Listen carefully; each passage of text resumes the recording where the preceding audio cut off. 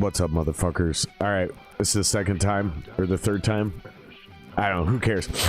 All right, let's get straight to it. This episode of the podcast is sponsored by, not that, this.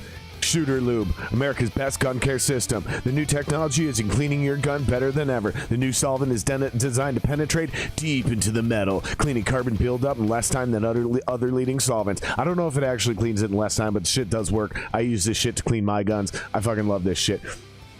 We set new standards, motherfuckers. Your firearm maintenance should not be banished to the garage or outside because of harsh chemicals and smells that other solvents use. No, no, no. Shooter Lube Extreme... Shooter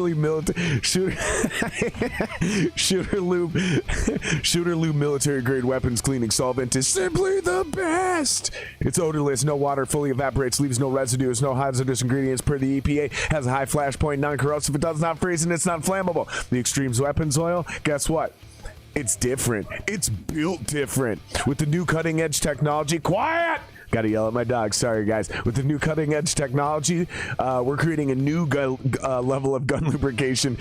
Unlike many other gun oils that just sit there on the surface, the Extreme Weapons Oil penetrates deep into the pores of the metal, forms a bond on and in the surface that doesn't wipe off, wear off, melt, or evaporate with heavy use. You can feel confident using your weapon to its fullest potential. It's biodegradable, non-flammable, non-toxic. It's 100% synthetic, low-odor, non-staining, rust and corrosion protection, reduces wear and friction, and Shooter Lube is offering free shipping on all orders over $35 with a 100% money-back guarantee. So join the revolution by going to shooterlube.com and using promo code SINGER to save 15% at checkout.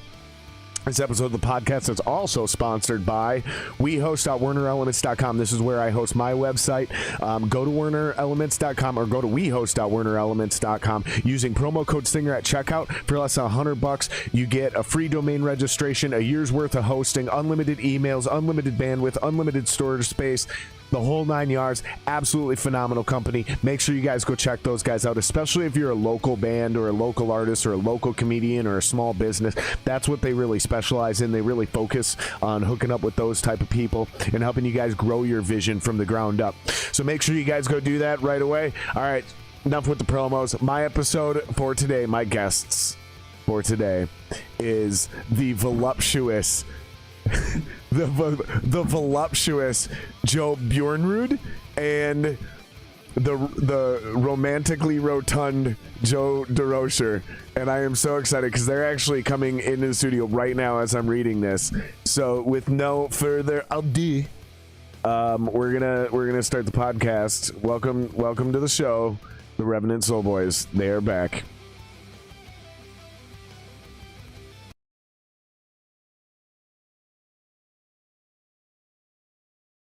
Yeah, the new kids, they just can't keep up, man. It's just the bottom line. It's all gent. It's all gent now. They just don't have the fucking style, dude. It's boring and it sucks. It's fucking nerds, fucking live, and they're fucking lame. We're officially live, boys. Hell yeah, brother! Hell yeah, brother! Fucking Cheers, brothers! Cheers, brothers! Fucking right, all right. Thank you guys for joining us. Big time. I should double check that this is actually working live, but somebody's already in the chat, so I'm quite sure that it's working. or at least Not 100% sure it's working, but pretty sure it's working. Yeah, is it it's up? Yeah, it's live. Is it up? Yeah, I got the notification on my phone. Oh, baby!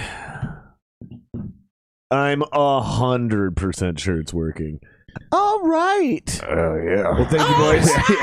Thank you, boys, for being here. Thank you for joining me. Yeah, I don't know what's going on with my channel. Thanks for having us, brother. We did like 2 weeks and not doing podcasts, and it killed the channel, so I don't know why there's not more people watching, but Killed the channel, huh? Well, the we only algorithm. I got on the algorithm's bad side by not uploading enough content. we only gave them 15 minutes of notice. All 13 of our fans. To be honest, though, I'm super excited to have you guys back because you guys went and recorded with Wally. Hell yeah, brother. And I got a little sneak preview of some of the music, and it is fucking good, boys. So congrats. I'm fucking proud. Man. I'm happy Appreciate for it. you. Unfortunately, your idiot guitar player decided to leave the band. Shots fired right out of the fucking gate here. Hey man, He's just fucking letting her rip he's dinner, not my former band member. I can talk as much shit as I want. No, I already told him all this to his face. I don't say shit behind people's backs. I already told him he's being a moron, so it's nothing. It's not a secret. I think you guys are a great band. I think you guys, especially as a group, you guys were probably the best talented band in town, especially after seeing you multiple times, hearing you on record, seeing the other bands in town, the new guys at least, the newer guys. No, and you guys are fucking dope, man. The new wave of Grease. Thanks, brother. I'm upset as much as I am excited. Yeah. Well, we got a few of those reactions, I think. People were like upset, that it was the new stuff that we're working on still sounds like Revenant Soul. It still sounds like Revenant Soul. So yeah. It's not going to be the same, man. And to Casey and Nick's credit, like those guys have something that we're not trying to replicate it. You know what I mean? Yeah. It ain't going to be replicated. Like those guys have a style that's just, it is what it is. It's in the past now, and I'm glad with what we did. It's fucking bitching when it happened, but we're moving forward. That's ain't looking back. So I mean, how do you even fucking replace a guy like Casey? It can't be done. You just by sheer default, you'll go a different direction. And drummers have some of that impact too, but it's not as much as a guitar You go on player. YouTube and you search guys who play guitar for 9 hours a day. And then you find that guy. Guys who go to bed with their guitar next to them. You put a list together. You put a list together. Yeah. Then you just make a post and they start messaging you. Yep. They're like, hey, I can shred, buddy. Like, hey, buddy, check this out. We're like, oh shit, yeah, that guy's pretty good. That guy's not bad. And this other guy's like, we're like, oh fuck, that guy's pretty good too. Yeah. We're not honestly. We've come across some shredders, dude, and we're like, oh Jesus Christ! But you know what? We're not trying to replace no one. Nobody's replacing anybody. Yeah. I mean, you are literally replacing, but I get your point. Yes. You're not trying to replicate. No, we're not trying to replicate shit. Because Joe and I, we got to style ourselves. You know what I mean? And even before Casey and Nick left, like that style came out, especially in the choruses and the vocals and stuff like that. Kind of that thing we do together. Our voices blend very well together too, and we both have a love for like Alice in Chains and shit like that. Yeah. So I mean, the sound is gonna it's gonna get different, but it'll still sound Revenant Soul-ish. Yep. Still gonna have that funky bullshit stuff going on. It still is Revenant Soul because we're still doing it. So we're keeping the fuck yeah, bud mentality. Oh yeah, big time. Fuck yeah, bud. Fuck yeah, bud. Fuck yeah, bud. Cheers, bud. Fuck yeah. Cheers, buds. Have you guys started? Hold on. Oh, don't leave it hanging. Hey, fuck you, buddy. Have you guys started holding auditions yet? Have you auditioned anyone? No, not yet. But we've had a lot of inquiries. Yeah. Anybody you guys are genuinely interested in? Yeah. There's one guy on guitar we're pretty interested in. Pretty fucking gnarly. And there was a drummer that we really wanted, and then he is unfortunately in another band, but drummer we're not worrying about. That'll come. We got another guy who's helping us in the meantime. That's cool. But I told you I could fill in. And by too. help, you did. Yep. By help, I mean when we need help. I've been a drummer my whole life. Everybody knows that. Everybody who's ever seen us or seen one of my bands knows I play drums. So right now I'm covering the drums because it's what I do. Oh, sick. Beyond singing, I am a perfectly efficient drummer for that stuff. So for writing and stuff like that. Yeah, for sure. Yeah. I mean, I used to play live and be in a band. I was a drummer singer in my old band. So sick. So maybe you should come fucking help me out too. Maybe we can do a mutual thing because I'm writing the drums for my shit, right? Yeah. But I want to literally practice my guitar riffs and finish tweaking and writing some certain parts. And I just can't do it when I record a guitar loop and then try to play drums to it. I'm like, I think this is what I want to do on drums, and then try to go back and get re-inspired for guitar. It's like those aren't even the drums yet. So it's like I need to be able to. You gotta figure it's really fucking hard to do that. I've got other buddies though that can come in and play my guitar parts and help me write the drums, right? Or play my guitar parts. Like just play this while I jam. You probably just here. have to figure out your order of operations, man. Like I've been doing it for a long time. It's just not. What's your real strong instrument? What are you really good at? What do you feel most who you comfortable and it depends on what style. No. What do you think is your best instrument? Your favorite favorite style of music. Like what do you like to do on stage? What's your favorite? I've never played guitar on stage, so I can't answer you that. Okay. I've only played drums on stage, and I've only been a lead singer on stage. I have played guitar on stage, but not in like my band. It was like as a jobber, where I'm just one of session three, guy, tour guy, tour live, where I'm some asshole sitting in the back, you know, and I'm just literally sitting there playing chords. Like, I'm not. It's not real. Like, I've never been in an original band where I wrote the music and I played guitar on stage. It's never. That's literally the point of this project. Because all of a sudden I sat there and I go, holy fuck, that's my first instrument is guitar. And it's the only one I haven't actually played on stage. Even when I wrote all the guitar for my first band, I still had 2 other guys that actually went and did it on stage. Yeah. And then I was the singer. It was like, what the fuck? So yeah. But, well, you'll figure it out. It'll buff. Come down and She'll jam, fucking buff. She'll fucking buff, bud.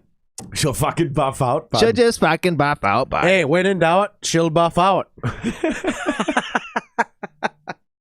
But yeah, I need a drummer to jam with. Like, I can write the parts. You ain't gonna put in any real work. But I need somebody to come down, hang out, jam. Let me just fucking riff out my shit. Like, okay, just play this. And then maybe somebody, because it's a lot of times it's the bouncing of an idea off. Yeah. Or the other guy will actually fuck up. And I'm like, ooh, do that again. And you're like, oh, I made a mistake. And I'm like, well, do that mistake again, because that was cool. That gave me a great idea. It's just not happening when, like I said, I record the part and play it on a loop, because it's identical every time. There is no nuance. There is no inspiration. Yep. And when I do have those eureka moments, I can't stop and go, hey, Joe, do me a favor. Do this real quick. And then try it. I have to stop. I have to go re-record the other instrument. You see, it's just a bogged down process. I can record and perform and do all that shit just fine. But when it comes to finishing the writing process, I don't like being a one-man band. I don't like doing it all myself. I want to have some people to bounce fuck around with. Ideas off other people to get the secondary opinion. Yeah, sitting in your room all by yourself and trying to write music, and you overthink it a lot. Yeah, you overthink everything. You know what I mean? It's like fucking... Especially the longer you sit on it. Spend 18 hours, 10 hours fucking recording, and, you know, you 100%. Overthought one little minute of a fucking song, and then at the very end, everybody goes, I don't really like that part. Like, yeah, brother, that part kind of sucked anyway. Hey, you should cut that part out. It's like, I spent 10 hours on that. I really like that part, though. Yeah. No, for real. But yeah, we should exchange some help, because like I said, I can definitely fill in. I'm not going to sit and say that I'm fucking better than Nick on drums, because every time I seen him play drums, I was more and more impressed every single Nick's time. Nick's a special boy. He's a very, very good guy. Dude. And Nick if you're writing awesome. it all, if you're writing it going forward, and all I have to do is basically be a jobber just to make sure you guys don't miss shows, I can totally do that. That's actually my bread and butter. Yeah. It's like, send me your set list. I will fucking learn that shit, show up, do a few rehearsals with you, and then go out on stage and kill it. Like, that is what I am really good at, especially under pressure. I don't know if I believe you or not. Not good enough. Good enough. Hey, can you hang though, brother? I don't know, man. Can you hang with us? Do you even lift, bro? Are you even? Bro, do you even? I don't know. Man, I don't know if you're cool enough. I don't know. Can you even lift, bro? Hey, Jared, do you think you can hang with the Revenant Soul? That's the real question. You think you can hang, brother? I got. You got the cojones. I got 3 words for you. I'm built different. No, you were supposed to say, fuck yeah, bud. Yes. Yes. That's hilarious. You live where did the fuck yeah, bud t-shirt come from? Where'd the whole thing come from?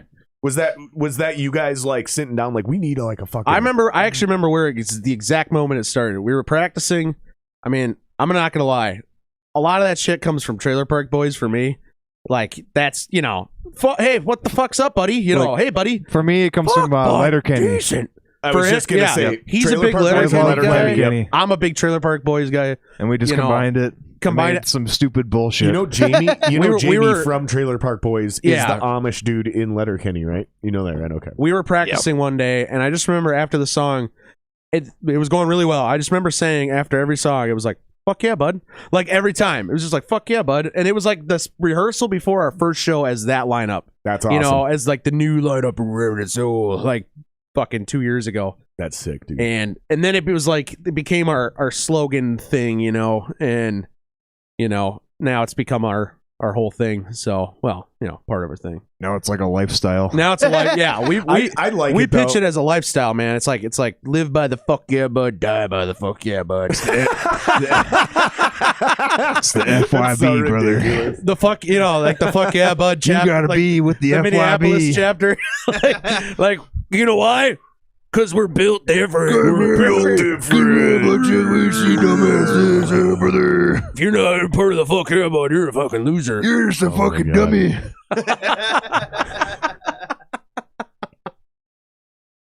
It's all about being a greasy motherfucker, man.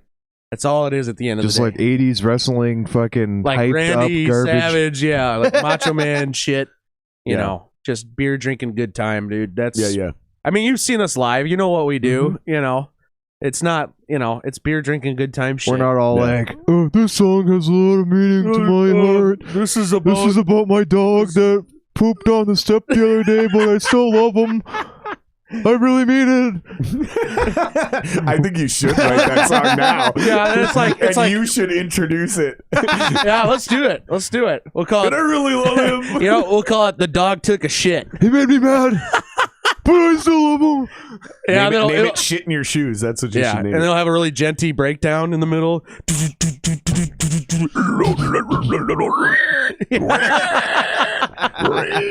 Piece of shit, dog.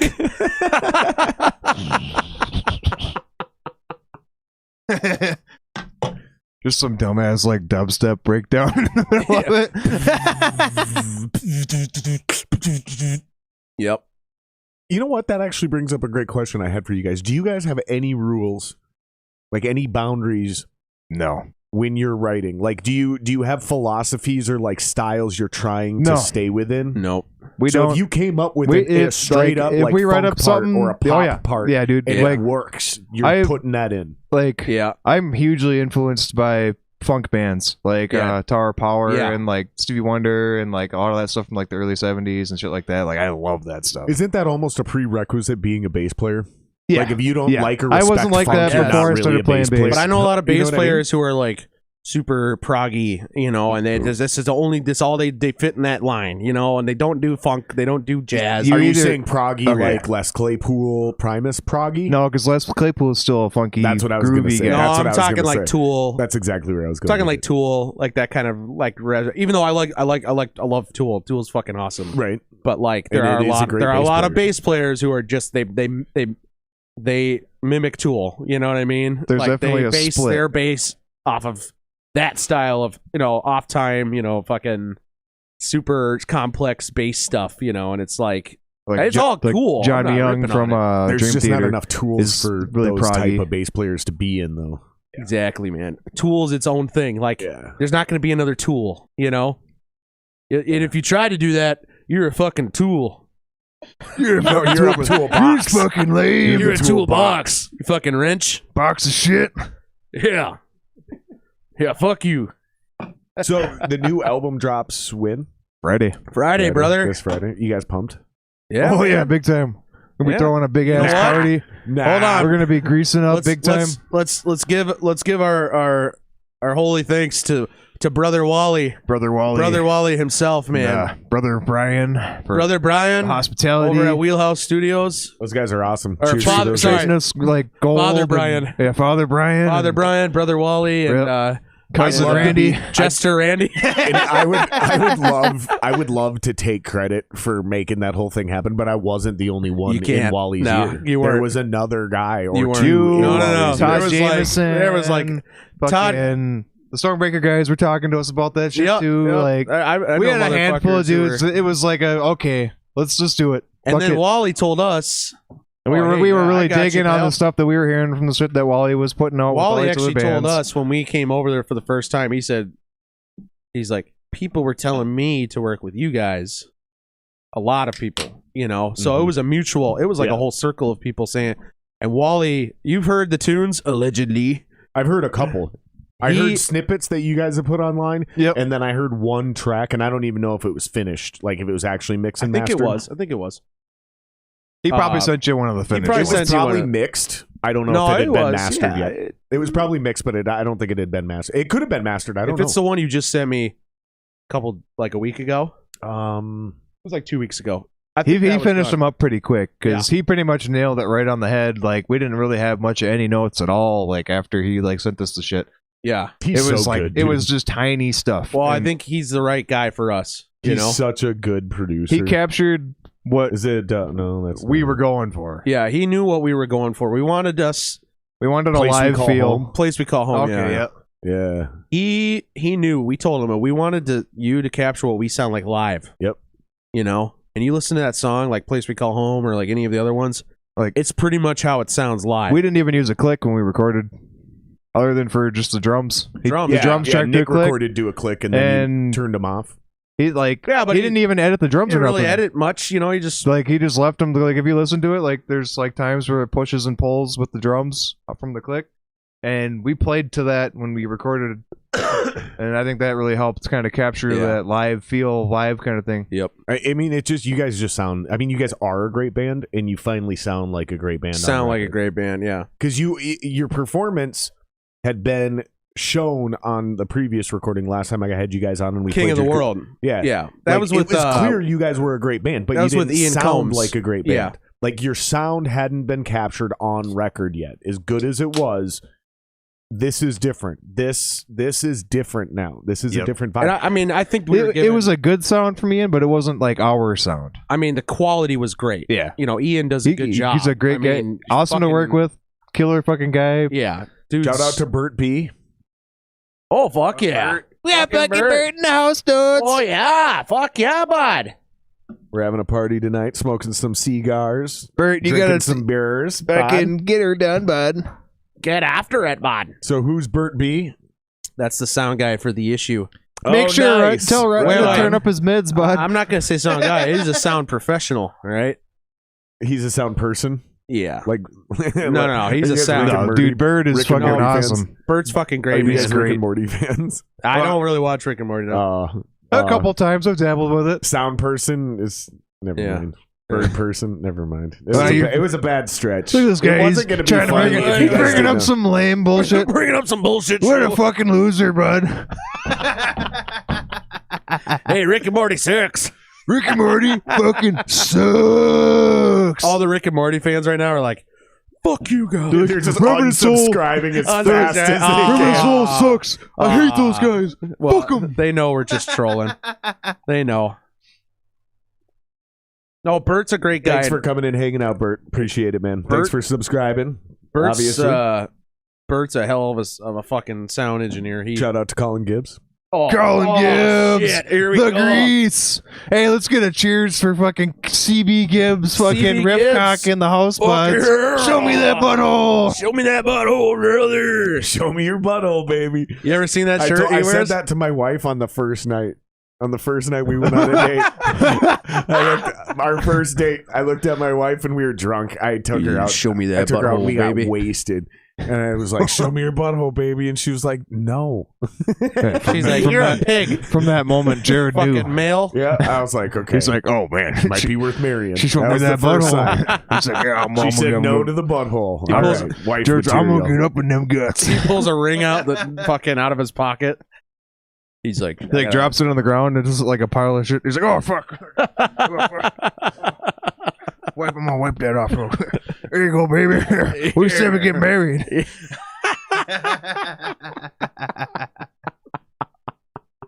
She's like, oh yes.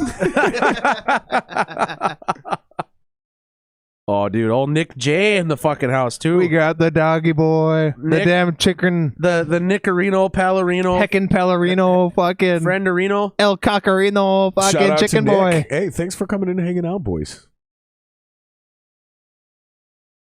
Appreciate Nick- it. Nick knows we love him. We love you, brother. Yeah. Yeah, and I told him that too. I told him that to his face at the last show. Up at fucking the Mhm. I'm telling you, Route 47 is built on some ancient burial grounds, man. Some ancient Native American burial grounds, dude, because Why? weird shit goes down at that venue every show. Something weird you know happens. what? You know what? We didn't have anything weird happen to us at that show.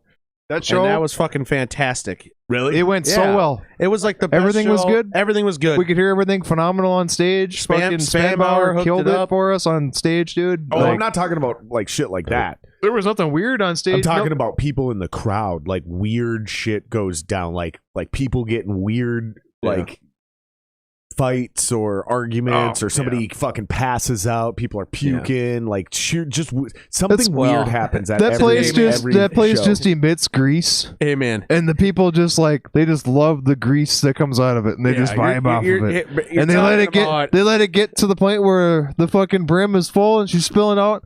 And then she fucking overfills and dumps it off into the fucking garbage. And they're all like, hey, fuck you, brother. Oh, fuck you up, man. Dude, you're talking about Fridley, Spring Lake Park. Fucking, you realize what you're talking about? Yeah, the whole place is an ancient burial ground. We're talking about Greece to the next level. I mean, this is the Legion of Greece. You know, but that Route this 47, like blue collar fucks that want to hear 80s rock, and then when they don't hear it, they just want to kill everybody. They're pissed. Even when they do hear it, they're like, "Fuck you, you're not playing Bon Jovi, you fucking cocksucker." What the fuck is this shit? But hey, we love playing there though. No, it's our crowd though. No. Let me say this though. Shows there. Let me say this though. Let me say something. It is our fucking crowd though. Like we are all about the blue collar greasy shit because that's what we are, man. We all are just fucking blue collar. I mean, we're working guys. I got no judgments when it comes to it. I'm just admitting the fact that weird shit. Well, goes here's down the thing. there. You're not wrong. It is strange stuff does happen at that joint. Not necessarily on stage, just to be clear. Like not necessarily as a performer. It's shit goes down in the crowd. Just weird shit every fucking show, man. I'm telling you. Well, hey, buddy, go hang out at the Terminal Bar, man, and you'll find some weird weird shit going on there. Yeah, I know. Yeah, he's telling you, brother. I'm telling you, better go hang out at the fucking terminal, brother. Now, hey, wait, hold on. I gotta say though, every show I've ever played at the Terminal Bar has been the funnest fucking show ever. I've ever played. Like, cause all the greasy dudes come out, like all the good supporting local dudes will come down, you know, and everybody just has a good time. It's because nobody gives a fuck. No, like there's nothing to fucking worry about. You just go out there and have a good time every single time. Everybody's not like, oh, we have to act a certain way because we're at a certain fucking venue. Yo, bro, this ain't the turf club, all right?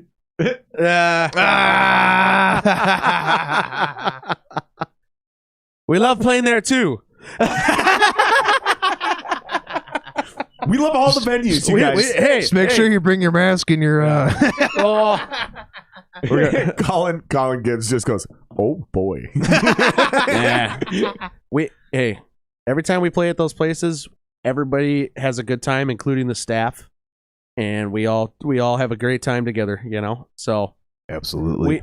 We're just talking about the crowds here. We're not talking about and the crowds are good too. I'm saying there's weird shit that happens in the crowd. Yeah, like I said, I don't know because I left early your guys' last show, but the last time I was at Route 47 or whatever it's called, before that, I still call it Pickle Park.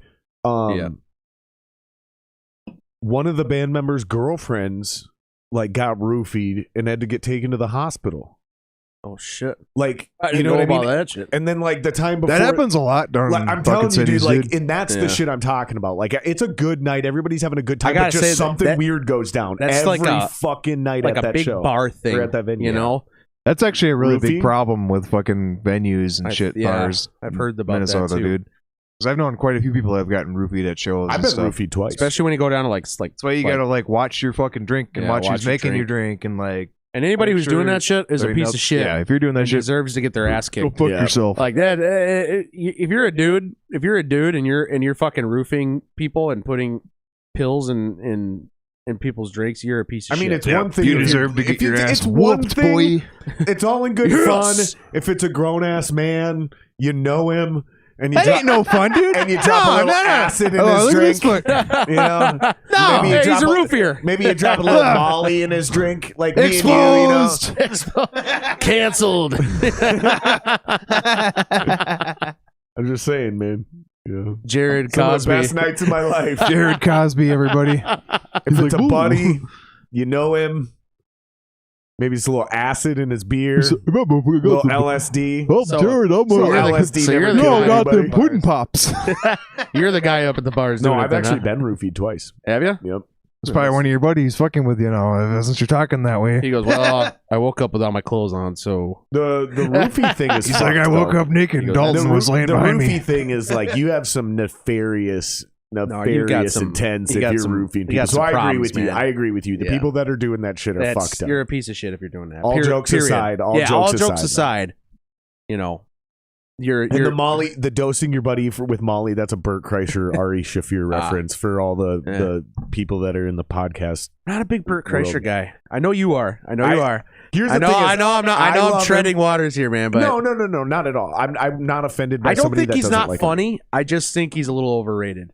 Fair. You know, fair. I just think he's got funny moments. Don't get me wrong. I think he's a really good storyteller. I think he's a promotional genius. I take huge amounts of inspiration from him, not necessarily based on because I think he's like stereotypically textbook funny, right? I think he's funny. I think what gets me is he's part of that YouTube era. You know what? You know, sure. I think he just fucking sucks. Jesus Christ. Listen up, brother. There you go. There you go, man. There you go. He just kind of fucking sucks. I think the guy's trash. He just doesn't know what he's doing up there. He's just lost. I think he's a great. I think he's a great storyteller, and I am a fan. One of the YouTube guys I do like is Andrew Schultz. He's pretty fucking good. And I would love to hang out or party with Bert. Mm-hmm. Like go on tour. Do you with like him. Theo Von? Yes, I like Theo Von. Hysterical. I actually random shit that comes out of his mouth. I just went to his show, man, like a month ago at the. Yeah, dude, Bert's a great sound guy. Did you? Did you hear Theo Von when he was on Rogan and they were talking about somebody else? And Theo goes, "Man, yeah, that guy's like a deaf Jack Russell Terrier." And Joe goes, "What the fuck does that mean?" And he goes, it's like a little Jack Russell Terrier, but he's deaf. So, like, you open up the car door and he just takes off running, barking at everything, but he's deaf, so you can't get him back in the car. because I know Theo Von, I can hear it. It's like when he was talking about the cannibalism thing. Yeah. Do you remember that one? When he was talking to Joe Rogan about it, and he's like, dude, like, Vietnamese people, man, like, if you were on an airplane and it crashed and they had to eat somebody, they'd be cool with you eating their family members. And Joe's like, I don't understand. He's like, look at them, man. He's like, Vietnam War, they were cool about it. You know, they didn't hold a grudge. And then he goes, and then Joe's like, yeah, I don't really understand that. And he goes off on a rant. And then at the end, Joe goes, well, it's just because Vietnamese people are just so kind. And Theo Von goes, Exhibit A. Exhibit A. He doesn't get his point, and then he proves his point. And it was so spot on, man. His fucker's funny as shit, man. I love watching the Joe Rogan podcast, dude. Oh yeah, Joe Rogan's a big jujitsu guy that I like. I love watching that stuff. He had fucking Hickson Gracie. You're a big jujitsu guy. Yes. You actually roll jujitsu. This has come up a lot in our personal discussions. Yep. I'm pretty fresh though. I'm just a white belt. I ain't no fucking. I haven't been doing it for a while. I started in February. And I've been going. You're doing it a lot. Yeah, I was going pretty hard. I the last couple months. I've been slacking a little bit because of recording and all that shit. Start BJJ in St. Cloud, Minnesota. All right. Guys, you now owe me money. That's what's called advertisement, and that was an ad placement. That'll be $500, please. Yeah, shut the fuck up. I'll send Brock down here and he'll whoop your fucking ass. Oh yeah, Brock will kill you. Now my head coach is Brock Larson. He's a big He was a UFC guy. And he's really fucking good. Awesome jiu-jitsu. There's a few coach. really, really good jiu-jitsu instructors. I think he was like 42-10 in the UFC. So yeah, he's a beast. That's a big number. Joe's a motherfucker, dude. That's a big number. You don't want to get into a squabble with this dude, that's man. Brock's. No, I'm just saying though, for people who don't know, I got plenty of videos of me on YouTube getting my ass kicked. Yeah, and I can show you. But for the common man, I train with our beasts. For the common man, Joe's a beast. I mean, I totally understand. He's still proficient. I've tried to explain that to other people because I've only actually taken 2 classes actually. Yep. And it was hilarious because immediately after the first class, it's like, oh yeah, just taking 1 or 2 classes, you're already going to be able to beat most regular assholes on the street. Right. Like it's that much of a learning curve. However, no. He goes, no. You gotta stick with it, dude. Not only do I agree with this, but I've also heard this from Eddie Bravo. Once you start doing it for a little while, even the little bit that I've done it, you can really tell when somebody has no training. Like it is like it's scary. Right. They're like, it's like most people in the world don't have any training. Right. And like that gives you a big confidence boost because if you have Stay any super close to that training, like the difference in what you can like expect exactly or do saying. to like people whenever if they were to like try to do anything is like it's hilarious. That's because exactly what I'm saying. You feel like you can do anything to people that like even that bigger don't have any dudes, training. like even bigger. It's hilarious. They could have 100 pounds on you. However, well, fuck, I mean, you could do it for a year, and then you like all of a sudden you get paired up and you roll with a dude who's been doing it 2 or 3 years, and all of a sudden you feel like you don't know anything. Like the learning curve is so steep. It's oh yeah, I'm a bad motherfucker. You're it takes a long time against dude. regular dudes. This is what I feel like. Like against normal people on the street, I am fine. But if anybody actually knows jujitsu, you're fucked. I am immediately on the other end of the spectrum again, and I'm like, so that shit gets terrifying real quick. I want to get back into it, dude. I really want to get back into it. It takes a long time for somebody to get a black belt in jiu-jitsu. Like on average, it's like 10 to 12 years for most people. I got like a lot of weight on this dude. You know what I mean? I always thought of myself as the big dude, you know, the big guy in the band and shit. Joe fucking shows me. You are a large human. Yeah. Well, and you know, as a large human, you and it's not like just for the listeners, it's not like you're 5'2" either. You're not 5'3". No, like you're not like I'm just a big dude. Tall, and you're large. I'm fucking fat. You know, but like no, like a big dude. I'm just a big dude, right? So I've always had that mentality as a big guy. You can't kind of carry around like a big, you know. Yeah. You kind of like I could kick your ass. And this guy shows me one fucking move that he like that he just was like. And I felt like the biggest bitch ever. Like he did one little thing to me, and I couldn't do anything, man. I was just like totally, I was powerless, you know. And I was like, wow, that humbles you real quick, dude. Real like, quick. Yep. You get against a guy in public who really knows what they're doing, you're fucked. And same thing with like, if and he's being humble. He's pretty fucking good. Same thing with the dude if they're just incredibly strong. I'm really not because I mean, again, in the grand scheme of things, common man, I'm not shit. But to the common man, in a jiu-jitsu gym, I get my ass kicked. I'm a white belt. I'm on the bottom of the totem pole, dude. It's like it's okay. it's like anything though. Yeah, if you're an NFL player and you go play on the fucking backyard game, you're gonna put him to shame. Exactly. But you go on the field. You might be a fucking practice squad guy your whole life. Great example you know what I'm saying? You know what's a great example of that? Like as far as the learning curve, what we're kind of talking about? Okay. Yeah. So almost the top of the mountain. Scotty, large humans unite. Almost the top of the mountain in football is if you win the college championship. Right? You win the national championship in college. Right. I don't care who you are. No college national championship team is ever going to beat any NFL team. They've always joked about that. Oh, you guys were so good. Could you have beaten an NFL team? No. And they're always like, yeah, we could have. No, you can't. No, you're out of your fucking mind. Because except for the Jets. No. Like you're never beaten no, even I just think the worst, Jets. Even an 0-16 Lions team or the 0-16 Browns, they're still going to wipe the floor with the national champion college team. That's how big the curve is. Was Megatron That's like on jiu-jitsu. That? It's not a possibility. It's crazy. And where I'm going with this is like, I fucking wrestled a little bit in high school, hung out with a lot of wrestlers, didn't like wrestling, so I didn't join the team, but I wrestled with them and sparred with them and shit. Yep. So that gave me a huge advantage, even just taking a couple jiu-jitsu classes. I already had a monster foundation compared to everybody else. However, and I was kind of like running circles around some of the other newbies, right? I got a little cocky, right? And I'm like, I'm gonna get this white belt. Like, I'm the best fucking give me like a week I can or two. relate to that 100%, brother. Give me a week or two, right, dude? The instructor grabbed me, dude, and he's like, hey, you know, here's part of your lesson. You know, I'm gonna teach you some shit, dude. And he's like, oh, you're actually pretty. See if you can get me like actually pinned, right? So, and I don't even know all the proper terms for it, but basically, I'm in essentially side mount, right? And I've got his arms blocked off, and I'm getting ready to like slip in for a choke. Dude, this dude is so strong. He just and he's on the ground. He's on his back, and he just grabbed me and like literally bench pressed me and threw me like a foot in the air, like 12 inches, like just full press. And then just let me fall right back on top. I can guarantee you that, dude, I felt like a child. He probably didn't even bench press you. He probably just did like a simple sweep, and like you didn't even realize what was going on. He just went whoop.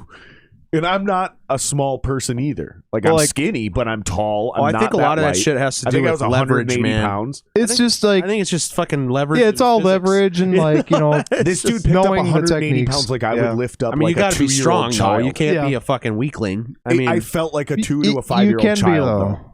You don't have to be strong. I think that's where the leverage comes in play, right? If you know the technique, you can use the technique against people. It's like guys who chop boards, you know, like it's all about how you hit it. If you have perfect technique, right, a smaller person will almost always beat the larger person. Absolutely. If you have perfect technique. I went into jiu-jitsu when I first went into jiu-jitsu. I wrestled from kindergarten all the way until 12th grade, and I went to state multiple times. I never like won state, but I always went, and I'd place like 5th or 6th, like 3 or 4 times, which is pretty fucking amazing in the state of Minnesota. Like, I went in super cocky, dude. I went in super cocky into that gym. State is still the great. first day I went in that gym, I rolled. I got my ass kicked by a 15-year-old that had been doing it for like a month. He was like a 2-stripe. He was just that good. He was like a 2-stripe white belt, and he fucking whooped my ass, and I didn't know what the fuck was going on. Yeah. So it's like, when you're fucking going into that, dude, it is so different. There's a big learning curve. Yep. As to what is the right thing to do. You're not just a monster right away. Yeah, you can have just because you're all a that badass. Experience, but if you don't know how you're a badass in real life doesn't mean you're. If you don't know how that game works, dude, they're going to use it against you, and they're going to get you every time. Yeah. And you know what else scared the shit out of me going into fucking jiu-jitsu was I'm pretty good at judging like whether somebody is like a nice, genuine, good person that I can trust, or if this is a fucking shady dude, right? Or like some of those motherfuckers, I'm like, and this is my point. I'm telling you, there was like a handful of straight up psychopaths. Yeah. Like they were in there to learn how to murder people, and I'm like, I'm on my back, right? And we're working on different shit, and I'm looking into this dude's eyes, and I'm like, this is a rapist. Like, this dude is gonna rape somebody. If you were in a gym like that, that's a bad gym. No, that's a bad gym. If you were in a gym like that, I know what I get. Yeah, I believe you. It's just, I get what you're saying. My gym, dude. There's nobody like that. There's no fucking weirdos that are fucking like, I don't know, man. Out to get They're like that, everywhere, dude. Like, you're also in St. Cloud. There's a huge difference between that and Minneapolis, bro. There's 4 million people down here. If you have a good instructor, St. Cloud's not exactly the instructor. Fucking Pleasantville. It's just smaller, but there's just less people, you know, so all the percentages are less. I can't think of one person in my gym that's like that. There was at least I love my gym, dude. I think the difference is your gym holds a standard, you know, and maybe the one you were at wasn't holding a high standard. I don't think so. I think it's right? I think it's being in the city. So like 1 out of 100. We'll take anyone. Let's just pretend 1 out of 100 people is a psychopath, right? Period. Let's just pretend that. Well, there's less people in St. Cloud, so there's going to be less psychopaths. So there's going to be less psychopaths in jiu-jitsu. You get down to the city where there's a million plus people, there's just more of them, and there's still only so many places to do jiu-jitsu. That's all I'm saying. Unless you go to Cold Springs. I'm getting at. Then it's all psychos up there. But my point was where I'm going with this is like, it quickly reminded me that like no matter how cool or badass or tough or any of those things, there's other motherfuckers that are just as badass as you, and they don't care about winning. Like they're gonna hurt you when they finally get into that fight. This is their excuse to break a fucking arm. Well, those guys like are just, this is like I quickly caught that. I'm like, not all of us are here just in case we get jumped or from a musician's gets attacked. From like, a musician's some of these standpoint, motherfuckers are looking for a reason. Hey, it's the same dudes who go into the pit just to hurt people, and they're like, "Give me a reason to elbow you in the mouth." Yeah, like those. Ooh, I'm gonna go in there. I'm gonna break your fucking leg. Yep. It's like, hey, douchebag. And I bet you those people do get weeded out of these gyms, but. Again, they don't last because typically a lot of people that are like that don't have the patience to stick with it, dude. Yeah, like, these guys, I'm thinking they felt. I don't know. I felt like I was rolling with Dexter on one of these dudes. I was like, this motherfucker is legitimately Dexter. Like, I bet this dude is going to be a serial killer. He was super young. He was like 18, 19. But like, there was just this look in his eyes. Well, you know what's like that too, though. And he didn't talk. Like it was a lot of people. Me out, a lot of people who are ex-military talk about that. That there's some guys like it's an outlier.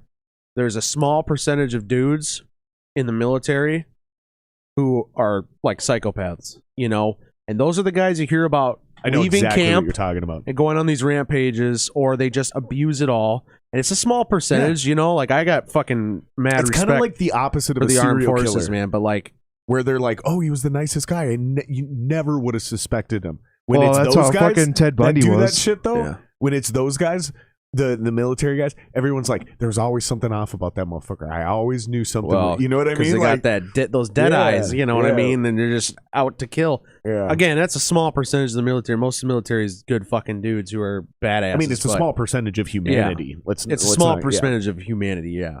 Yeah, But there's not but actually. I'm very just many saying, it's like the people same that. kind of thing. That's you know? exactly what I'm talking It's about. the same thing. And 'Cause you all do I hear about realized it. is those people are also taking jujitsu. So like, Yeah. just because you take jujitsu or no martial arts or you're a badass or you're armed, right?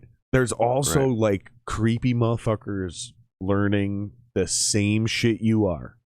So like, again, It's just to another go reason into that that's another reason to learning know how curve, to right? do it. Exactly. That's what true, I'm talking though. about. Yeah. Because Exactly. if it comes down Well- to it, if you have the knowledge, if you're able to use it, it's gonna help you regardless Yep. of whatever situation you get put in, dude. If you don't have the 100%. knowledge, you know, and if the other person has the knowledge, you're fucked. Dude, especially if they're disciplined and they're fast. Because, like, you Yeah. know, with the way you roll in so many scenarios, there's a lot of there's a lot of methodical setups. Like, it's a long-term thing, you know, you're thinking about, you know, rounds, you're thinking about points, you're thinking about a long-term submission. But in a real-world they situation, call it human chess. These motherfuckers Human in chess. real life, That's though, that's what they refer to. I it get as. you, yeah, life, because that's a not chess how a match. fight works. It's not a 'cause fucking. everybody plays like their own Yeah. games. Like Yep. when the more you get into it, the more you start to develop your own game, so to Right. speak. And there's different games that people the higher belts, you know, I have no idea about this. I don't have a game yet because I'm just a fucking white belt, but they start to develop their games and people get good at certain kind of the way we submissions. do it and they, like musicians, though. they When we figure out how approach to a set song, up certain submissions and stuff like that, and it all leads, like, one step leads to the next step leads to the Right, next. If right. this doesn't work, it can bounce right into this or that, you know. It's very similar to being a musician. The Well, way it's we like approach figuring a out your song. stage act. Yep. You know what I'm saying? Like at the end of the day, some of it's an act and some of it's natural. Depending you know? on the band, sure. Depending on the band, I think a lot of it's natural. I mean, I know like when we play, it's pretty much 99.9% natural. There's Yeah. no bullshit. Yep. But you do develop a thing because you're trying to engage the audience. I mean, at the end of the day, Is this my beer or is that your beer? That's yours. There's lots of beers to go around, Probably an pal. empty one that I already drink. these are mine, so I know that. Did I actually finish another beer? You need one? Yeah, give me another. Give me your empties. I'm I slugging got the them garbage down. over here. Yeah, I was starting that's a what I love collection, about bud. the light beers is you can just drink them like fucking sodas. Especially this piss water Coors Light. That's brother. what I'm saying, man. You go with Yeah. like you go with like a heavy IPA. Brought to all of you- a sudden, 4 of them, you're kind of tanked. Brought to you by Coors Light. You owe me money. We're not actually sponsored by Sugar Coors lube. Light. Please sponsor me, Coors Light. You ever hanging out in the woods? I'm gonna give a shout out to everybody in chat again. Shout out to Bert. Shout out to Dude, our Nick. boy fucking Shout out Scotty. to Colin. Scotty Shout out to Tashito, Scott. fucking How do you pronounce that last name? buds. Sheeta, Sheeta. I think. I've never actually asked Scotty, but I think it's Sheeta. Is I it used- Sheeta or is it Tashita? No, it's Sheeta. Sheeta? So Nope. I actually worked in collections and He'll used to let us play a know. game with myself where I used to just do this because I was bored as phones were ringing, you know. And I would say Tachida, like or Chida, like because I guess that's you mispronounce a name, 100%. They know you're a bill collector. You're losing the call from jump, right? So that was part of the deal was can you pronounce this correct? Yeah. Here's my favorite one of all time. This wasn't even my debtor. This is a buddy of mine.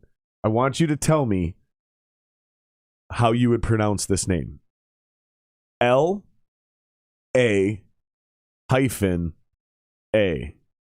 La Haifa. Lay. I'm just Lay. kidding. Hold on. Let me actually take a guess here. That's pretty good. That's actually pretty good.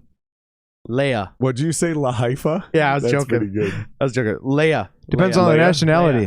Leia. Okay. It was a black girl. But you don't know that on the phone. But I'd it's a black still girl. say Lay. So, dude, I'd say dude Leia. answers the phone and Leia. he goes, "Hey, can I speak with?" And I think he said, or Leia or something like that. And she goes, "You don't know me? It's LaDasha," and hung up the phone, bro. Fuck yeah, bud. The reason I said Lahafa is because I've heard about that. Yeah, it bro. was Lahafa. That's why it was I like Lahafa or something like that. I was like, oh my god, just some ghetto ass shit. It is cheetah. Hey, yeah. So I would. It's like, yo, my name's LaDasha, y'all. LaDasha. That's good to know. Dashiki LaDasha. That's Swahili for doggy style. Bro, so this means it is cheetah. Cheetah. That's good to know. That's good to know. T is silent. See, I was right. And then sometimes when we're like in this situation though, I like to intentionally mispronounce people's names just to fuck with them to have fun. Right. So shout out to Bert Bowie. Or Bert Cole. Or Kurt Bow. That's how he usually goes by. Kurt Bow. Kurt Bow. Here, do Nick's last name. Butcher that one. Go for it. On purpose? Yeah, on purpose. Or do you want me to try to say it correctly? Because I don't know how to pronounce it correctly. Well, then just pronounce it how you think it's pronounced. Yeah, figure it out, brother. Fuck. I would actually say Yegasar. You're alcoholic. Yeah. Yeah. Sure. What is it? Just Jagasar. Jagasar. Yeah. Jagasar. But yeah, we used to call him he was the claw cowboy because he can drink some White Claws, you know. That's his drink of choice. Call him the old claw cowboy Palorino. The old heckin' hey Palorino claws down the fucking pipe buds. Yep, he's got 7 fucking claws in him. He's fucking 7 claws deep. He's about ready to fall down them fucking stairs, buds. White Claws, dude. I remember, it's so fucking funny. There's this YouTuber dude who made a White Claw commercial. That like white dude, and he's like, "Ain't no laws." Wait, a white dude making a White Claw? Yeah, a white dude making a White Claw commercial. He's like, hey, canceled. What the hell, brother? I don't even know how to explain it properly, but basically, it was like the perfect marriage of a up and coming YouTuber and a new drink that had come out. He made like I don't know if he genuinely got a sponsorship and genuinely made a commercial. Like contracted like you normally would, or if he as a comic YouTuber made a joke commercial that got picked up by actual White Claw. It was probably so good. It was probably the latter. He probably made so. That's kind of what I thought too. Because everybody does that. They make a joke, not intentionally to do anything about it, because they think it's fucking funny, and then it works. Hey, guess what? It's like the guy drinking fucking Ocean Splash, listening to fucking Fleetwood Mac. You know what I mean? All of a sudden, dude, on the skateboard, on the skateboard, all of a sudden, this dude's got a fucking dog face, Ocean Spray fucking sponsorship. You know, Fleetwood Mac's posting videos, doing what he was doing. You know, it's like Ocean Spray bought him a fucking brand new truck. They're like, "Hey, brother, here you go, man. We figured you needed a truck because you ain't got no truck. All right, you were riding on a skateboard. Let's give you a fucking truck, buddy." Yeah, man. He was living in like a trailer, like a RV, not like a trailer. But it's so fucking awesome to see shit like that, though, dude. Yeah, dude. It is absolutely the definition of, and this doesn't mean you have to be American to achieve this, but this is the definition of the American dream. Yeah, but it really doesn't happen anywhere else, dude. You can do one thing like that, like make one video and go fucking viral, like over the top viral, and that's your career now. Like, because just that one viral video gets you enough followers to where pretty much anything you put out gets a minimum amount of views that is still monetized. You see what I'm getting still at? enough to make a living off like of it. That dude, because he's never done another video that's done that well. Like, I've seen that guy's profiles out there wherever they come up on all the feeds, and you know, so now he's just like doing dancing videos like everybody else. Yeah, and it's like, good for him. Like, that's cool. Right. There's so many. But he's got that following now. There's so many people that love what he does. There's only so many. There's only so many fucking hills he can go down and drink fucking. He's gonna do. No, here's what he should have done. Like the next week, he should have had Mountain Dew. Right. But Ocean Spray was probably smart. It had like the fucking Rolling Stones on or something, you know? But I bet Ocean Spray was smart, and they were like, you're in a contract, you can't exclusive. Every video you do now, if you drink anything, it's Ocean Spray. If you fucking go and drink Juicy Juice, You son of a bitch. We're gonna we will fucking murder fucking you. end your career. We will cancel you, think bitch. the Illuminati's you better real? not be drinking Let me that tell you Costco what TikTok Kirkland bullshit. sponsorships You're are gonna all about, disappear, bitch. buddy. You're gonna fucking disappear if you drink that juicy You juice. think the mob is We will dangerous? end you. Let me tell you what 100% 100% we can do with the juice. algorithm. It's just bitch. a bunch of nerds. They're like, if you drink any of that Kirkland special bullshit, You're canceled, pal. we are going to cancel you. We will shadow ban you. We will shadow ban you. We are the ones who Ah. work in the shadows and do the banning. We ban from the shadows. Because you Let me drink ask you, 100% juicy have juice. either of you guys ever had anything get thousands of views? Like just a silly little thing you've done? Like, what's the thousands? Like, are you talking like hundreds of thousands or just Even, like what okay, figure are we talking here? Any amount over 1,500. So Yes. 2,000, Yes. 5,000, 10,000. I have a YouTube channel that has well over probably 40,000 to 50,000 views, like on all the videos I've posted. Like every one. No, just total. Oh, okay. But I mean, each video's No, got. but like, so Well, you said 1,500. I mean, each video's I got have one. each video has over 3K. I mean, most of them. Okay, that's what I'm getting at. The 'cause one I that's most popular is like 5K. I have one video on my Instagram. And dude, I posted those like fucking 5 years ago. I posted like 8 covers, just vocal covers, and my channel's just been literally growing. Like I didn't do shit, and it's just it's all Guns N' Roses covers that I did like 5-6 years ago when I was like a fucking Guns N' Roses nerd. You know, Interesting. and I mean it's just like literally dudes. Oh, they're pretty much all from you South do shit America. on TikTok. Well, now I do, yeah. Have you had any of those go big yet? The Vikings one that I did was like locally kind of big, like not How many like views did you have on it? oh man, it's probably like 3,000, like Yeah. instantly. So I haven't had anything It was like that on instantly like TikTok. 3,000. There was like 80 comments. It was awesome, dude. And everybody's like, "Hey, dude, like the Vikings won." I was like, "Yeah, I fucking know the Vikings won, jackass.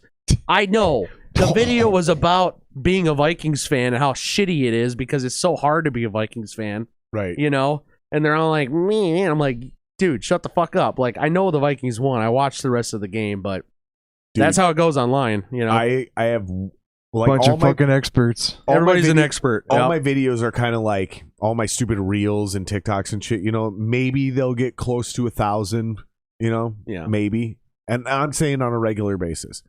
And then one of these fucking Instagram reels, I just hit 10,000 views on it today. See, the thing is, dude, and I'm like, you don't know which one's gonna fucking be the it's one. weird, dude. It's super You weird. don't know. And that's not technically viral. I think baby viral is 50,000, I think. Isn't Yeah. that right? Even Baby that, viral is 50 yeah, it's grand. like baby viral. I think that's what It's they like- call it. It's like a sperm, Yeah. and then like 100,000. You're talking. That's starting to get there. That's like, I think it's better to use like a plant analogy than a baby analogy, right? So Well, like, see, I didn't want to say like fetus and then infant. so like, I think like you're germinating a viral seed, like when it germinates. Right. Whereas like 100, and that's 50 grand. Whereas 100 grand is like, okay, you've actually got something you can transplant. You got the little leaf sticking out of the you can ground. actually transplant it. When you get those plants when you're in school that you got to put on the window, Don't let it die. Don't let that fucker die, brother.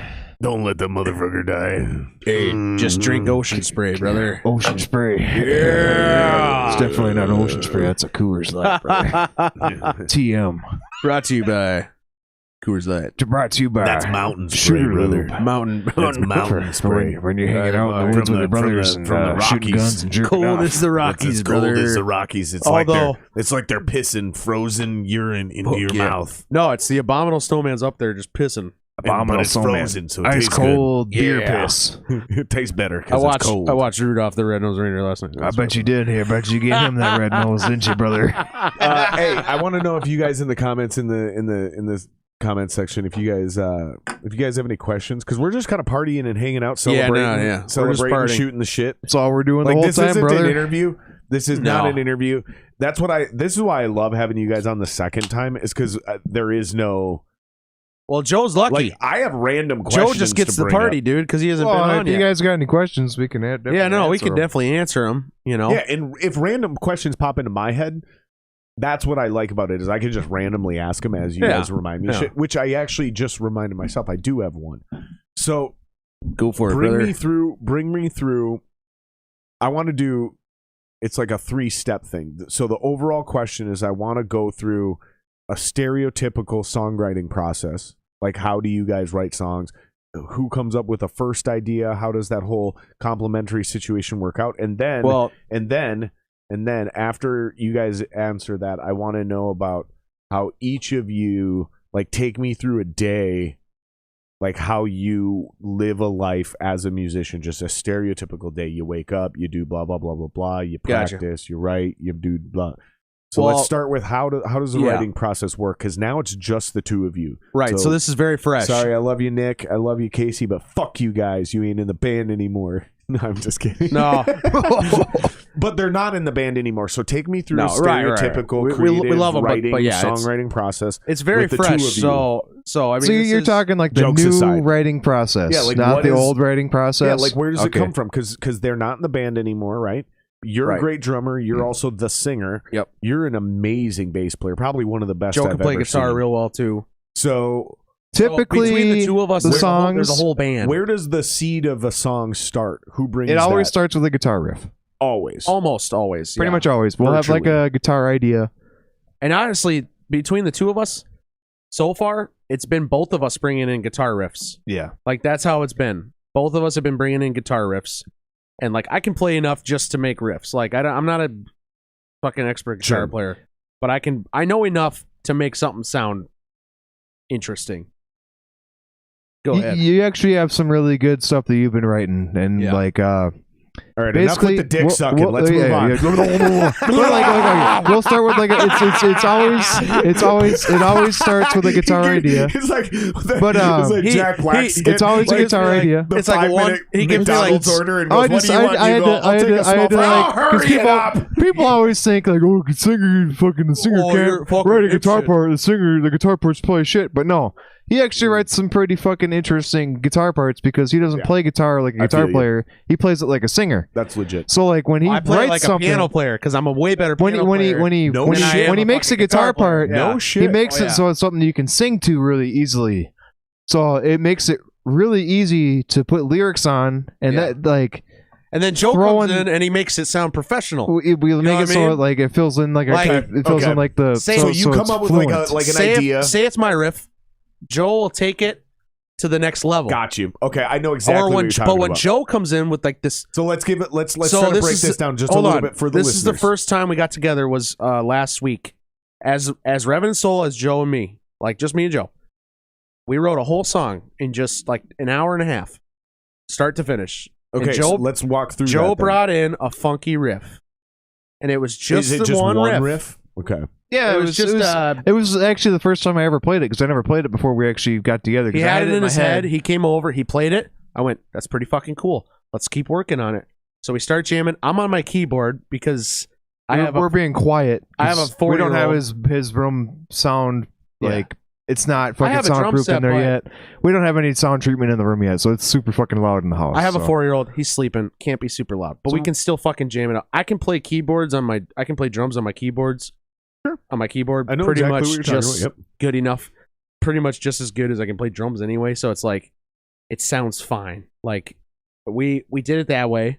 Yep. And we just started grinding it out, man. And it wasn't even a like this has to. It's just like, let's keep going. Gotcha. That sounds good. All right, let's keep buffing that part out. Like keep buffing it out. Yep. Then we get a little ahead of ourselves and go, let's go back to the intro, get that solidified. Yep. And let's go to the verse, get through. So, okay, when you start getting ahead of yourselves, what does that mean in your band? Does that mean like you're getting frustrated, you're getting exhausted? If we get too experimental with certain things. We start going too long, we keep jamming too long. The ideas start maybe you start doing bad ideas. Starts getting stagnant. Yeah. It starts getting like, stale.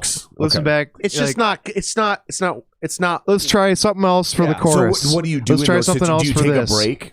No, because I'm a big break guy. I literally have to walk away. We stop it and we go, let's go back to the intro and work until we get to that first chorus or whatever. And then we'll play the intro and then like the verse will hit and then whatever comes out is like typically like what was happening was like we jam the intro and then we'd hit the intro and it was like Oh, I really like and that. He's on guitar at this point. He's on guitar. I'm on keyboard drums. Yeah, and we're just like playing, and then it was like okay, and then we go into that real drums. Exactly. And if we're feeling what we go into, we continue with that. So it's kind of a trial and error process where we jam it out 5-6 times, and then we find something. Typically, we find something pretty quick that we like. It happens real fast because we don't stop. Yeah. We keep going. We don't make excuses like, oh, I gotta stop and go do something. It's like, no. We gotta keep going until we find it, Yep. Because it's an injustice to the song in that moment to not figure out what needs to happen right there. You don't want to go take a break and then you come back and guess what happens? But sometimes when you take a break, sometimes you can get inspiration. I was just gonna say though, we have taken breaks. There are moments where you have taken breaks. Yeah. Because like when even like that song that we wrote the other night, we did take a break. Yeah, because you had to go upstairs. Now, you said and do this something. whole thing. However, you also said this whole thing took an hour and a half. Yeah, about. Okay, so that's what I'm getting at. Because it's a 5-minute song. I'm thinking. Right. Okay. Yeah, and it took about an hour and a half. The whole process. Really, start to finish, hour and a half, 5-minute song. So, like, let's say a normal situation, right, where it takes a few rehearsals, right. Right. Those are situations where it's like, man, we're hammering this fucking verse. It's driving me fucking nuts. I'm the guy who's like, you know what? I need to fucking take a break, and I will literally walk outside, and I don't want to talk to anybody. I don't want to listen to music. I don't want to hear anything. I almost want to go just like take a walk in silence and listen to the wind and the birds. Yeah. And just because then all of a sudden nature sounds. And I don't come up with new ideas. That's what I'm saying. It's my only ability to get rid of all of it and go into just like some weird other place. But then 5 minutes, 15 minutes, because some of you guys smoke cigarettes. I did and didn't in different bands, right? And then all of a sudden I'm like, all right, let's go. And they're like, so what do you want to do? I'm like, let's just do it again. Yeah. And all of a sudden, it's just that works. refresher. Maybe I fuck up like we were talking earlier, and I'm like, breaks are a good thing, man. Sometimes the mistakes happen. Because the juices aren't flowing, I actually fuck up the way I'm supposed to start it. But that all of a sudden I go, oh shit, I got an idea. Well, sometimes breaks are great. I mean, you can come back huge. and you they're fucking huge. Well, we don't intentionally take breaks. I think that's what the main point is. Like, gotcha. We don't try to take breaks. It just happens, and then in an hour and a half, that's kind of like. That's a great somewhere between an hour and an hour and a half is when I would take a break, right? Right. Like, luckily, and we only got one. That was like one practice where we like that's cool. did. It was like we only have one experience right now. We don't have multiple experiences yet because it's so fresh, Now after all this stuff, but how like kind of accurate is this to when you did have a full band? And you were the writing experience was a lot different. It was way different with the old lineup. I mean, Casey usually would have a skeleton. We did talk about this on of the a full song. Casey would make a skeleton. He would have the whole song the way he structured. Think it would go. He would write a whole guitar thing. Pretty much the whole thing. He would just use like stock Logic drums, just like the drum beat thing to play along with his guitar, and that's what the skeleton of the song would be. And then you would write vocals. I would write lyrics. Typically, always like lyrics right away. What you're describing is extraordinarily common. And me and Nick would. This is normal. There's nothing weird Nick would about do his this. drums. He'd feel like we'd both kind of like feel like what the grooves are supposed to be, and like he would like do what he thinks is like the groove. But once we got together, we'd actually establish what the different grooves are going to be. Like when we play maybe together. He'd switch up the kick pattern and based on what we never talked about it. Those guys would like look at each other and be like, we would just start playing. We would just start playing together, and it would just happen. It would just happen. I love that when you have the great chemistry. As a rhythm section, I can actually talk about this. Nick and I never talked about like pretty much anything. No. We would just play it together. You just play and look at each other. They just look at me and Kevin. Because I saw it happen as a drummer and as a guy who's been a rhythm section dude in my life. Like, I knew when it was happening because I would hear it and I would look over at them and I could see them locking eyes and like knowing like, yep, that's it right there. Me and Kevin, and it was had fucking that awesome, in the Tyrants, man. Dude, we would sit there. We would either drill something. So like, listen, just play this 4-bar loop of the first half of the chorus over and over and over again. Because Kevin and I are trying to figure something out over here. So John would just be droning and he'd be bored. I could see it in his eyes. And Kevin and I would literally.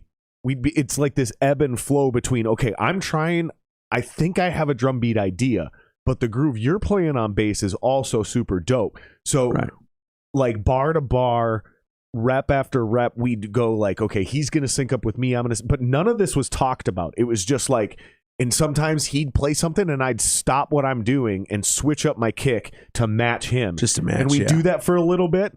We'd be like, oh, that's fucking dope. And then sometimes I'd start fucking around with it, trying to spice something or put a change in there. And he'd be like, ooh, I kind of see what you're doing there. Yeah, and that's how it pretty much went. Sometimes we'd have to break it down and be like, all right, so here's what I'm thinking. Let's do the first 2 bars on what you were doing. Right. That weird thing I did, let's do that in just the 3rd bar and then go back to what you were doing, Kevin. Yeah, and I think that's a pretty normal, that's a pretty fucking normal songwriting process, like rhythm section guys. But also, buffing that out. Rare.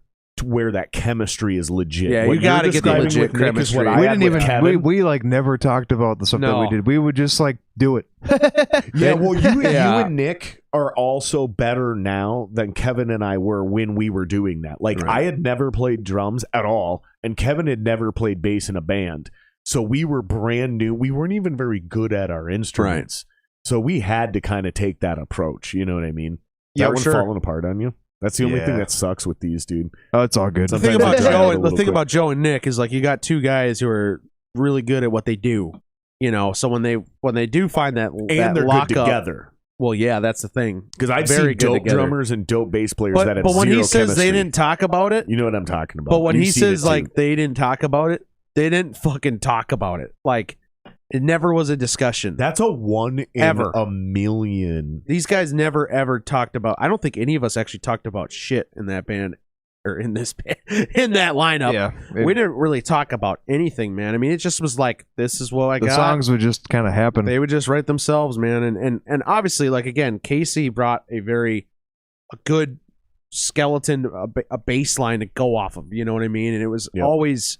His writing style is very unique. I mean, the songs are always unique, and they have a style to them.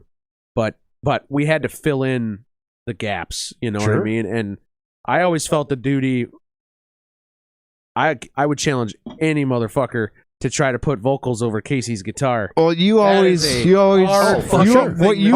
when you would put your vocals on the song, it was always cheers to that, dude. Like nobody would ever really.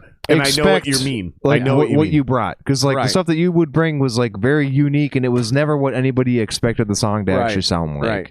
And I don't even know who knows what another person would write on that. We'll never know. But like the fact of the matter is, like, his guitar parts were so intricate and like and busy. I want to elaborate on that. I actually kind of non-intentionally, it is never intentionally, but I always wrote more melodic over the busy stuff to balance it.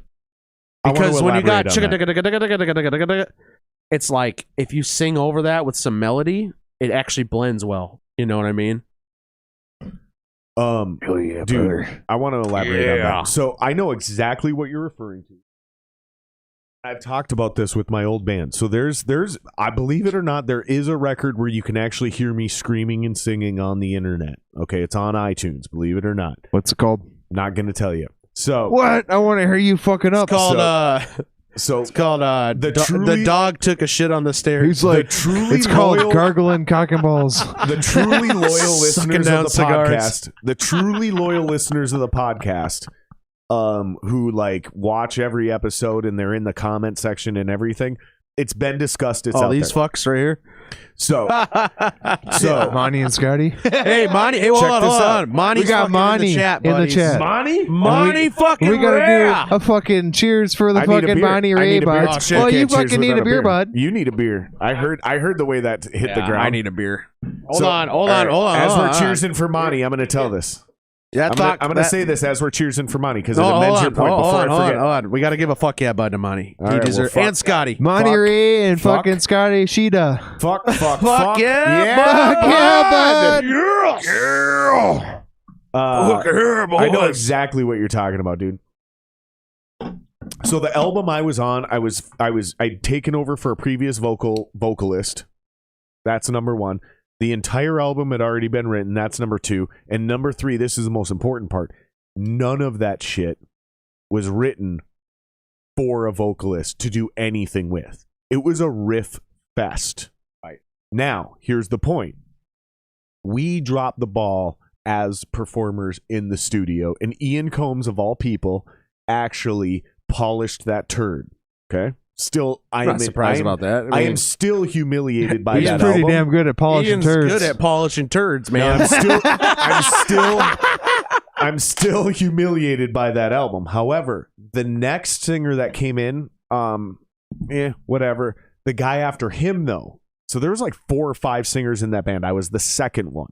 It was the 4th or the 5th guy. His name was Joe Knox. Joe became the singer of that band. And and I've said this on the podcast. I've said this to the guys in that band. When Jeremy and Rain started writing guitar riffs for a vocalist, the band became a different band. And ironically, I am willing to admit, I'm humble enough, believe it or not, to admit, even if they would have done that when I was in the band, I still am not as good as Joe was as a vocalist. So even if they would have made that transition as guitar players and songwriters when I was in the band, we would have been better, but it still wouldn't have been as dope as when Joe was in the band. So where I'm going with this is I completely empathize with you when you say, I challenge any vocalist to write over Casey's guitar riffs. Yeah. And I understand exactly what you mean, where when it starts to get really busy and crazy and chaotic, instead of trying to go like rhythmic and syncopated. Right. If I matched every rhythm, I'd be rapping the whole time because it'd be like. So you back off and you start going more melodic. You start trying to fill that Buster other Rhymes space, or something. Right? I'm totally with you on that, dude. Yeah. And it's a huge challenge. And I will not be surprised if your band actually becomes more successful post Casey, because the way you guys are approaching it is writing riffs and writing songs. It's more collaborative, and you're writing and involved with the writing process as a vocalist from the beginning, which will prevent the riff fest from giving you a harder template to work with. Does that was a lot of words, but does that make sense? Yeah, that does make sense. No, I get what you're absolutely. And you're talented enough to not be me versus Joe Knox. The thing about like, whether or not, on that end. like the whether or not, I think that made sense. Like, it does. The whether or not, like, we won't know. Honestly, anymore. the whether or not doesn't fucking matter. No, because it's like it's we're just having a good time, writing songs, being buds. Which one? You want to play Place We Call Home? Fuck yeah! Hey, all the guys in the chat want to hear some new tunes. Yeah, we could do. We can play some new shit off the fucking. Hey, can we EP? background it just before you do it though?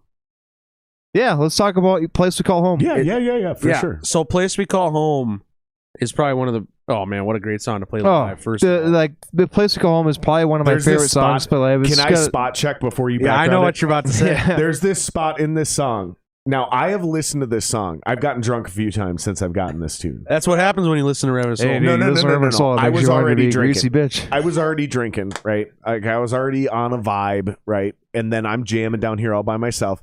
And I put this song on, dude. And I would listen to this song. Not necessarily on repeat, but I've listened to this song a lot. Fuck yeah, bud. And there's there's this spot in the middle where Casey goes off on what is about to sound like a jack-off riff fest. But all of a sudden he breaks it down into what I would call, as a guitar player, I would call it, he goes back to just playing a riff. Yeah. And then it goes into an accent, and it's dude, I'm telling you, and you do this thing where it's like part you guys, of the song you must be doing. Was actually inspired by you're either hammering in the jungle, the mighty jungle, the lion sleeps tonight. If you listen to it, we'll point it out what's happening. It's na na na na na na na na na na na. Okay, we were like, okay. It's exactly that, man. Like, you'll hear it. You'll definitely hear it. But it goes instead of got you. You know what I mean? So I fucking loved this part because I'm hearing the execution of it. You're either hammering those or you're doing like a half step all that slide. Shit is picked. No, it's all picked, so dude. It's so all, what are you doing with your left? Every single fucking. Are you talking about him or Casey? On just your left. I'm sliding. Both of you guys. Sliding, so you're sliding and picking. That's everything. What I said. So you're Casey picks but I said everything. You're either hammering it, everything that you hear Casey playing, dude. So he you're picks sliding. Here, listen to him. Every single thing that Casey plays, he picks all of it. There's no hammer-on bullshit. That dude is actually playing all of that shit. Yeah. That's how smooth that guy is. Wow. He picks everything. Like he fucking picks everything, dude. I remember when I seen you guys at the last show and I had to leave early. When that part came up live, I started laughing because this is how me and my guitar player Dalton, I get that. This is how me and Dalton react when you kill it. Like when you do the thing, Dalton and I start laughing hysterically. Yeah, like that's what we do. That's what we do. Start laughing, so we laugh. And I look because you know what, your mind gets blown, and you go, "That's fucking great." That's awesome. You know what I mean? Yeah.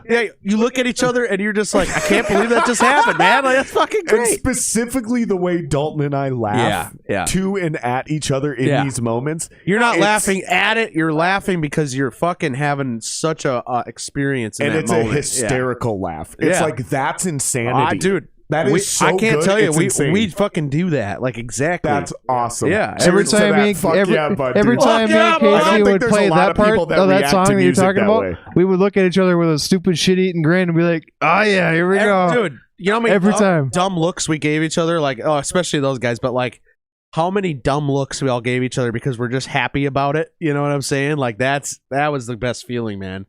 It still is. All right. So tell the background of this story. Keep going with that now. Now that So, I hit that one part. I'm going to break it down for the lyrics because that's important for the song. The lyrics are a total, like, if you ever heard the song Run to the Hills. You guys might see a little glitch in the video. Don't freak out. It's not your connection. It's because I got to pull up an email and load a song into the system. The lyrics, if you ever listen to, like, Run to the Hills, the theme is, white man came across the sea. He brought us pain and misery. It's about, you lost me at white man. Right. Canceled. Progressive. Well, no, but it is. That's what it's about. It's about Native Americans and, like, that whole era of white man coming in and taking land. But the point of the song is about the strength, of the Native Americans and how they were resilient to what was coming. And they couldn't stop it, but they were fucking, super resilient to it. They never backed down. They never surrendered. It was a fight till the end, and that's kind of what the lyrics talk about, at least, It's about their home and the plains and, all that stuff. I don't know. I'm just rambling now. Well, let's fucking give her a listen. Sometimes I hate talking about lyrics. I'm like, I know it in my head, but I can't come out with it. It's hard to fucking exactly say what it's about, but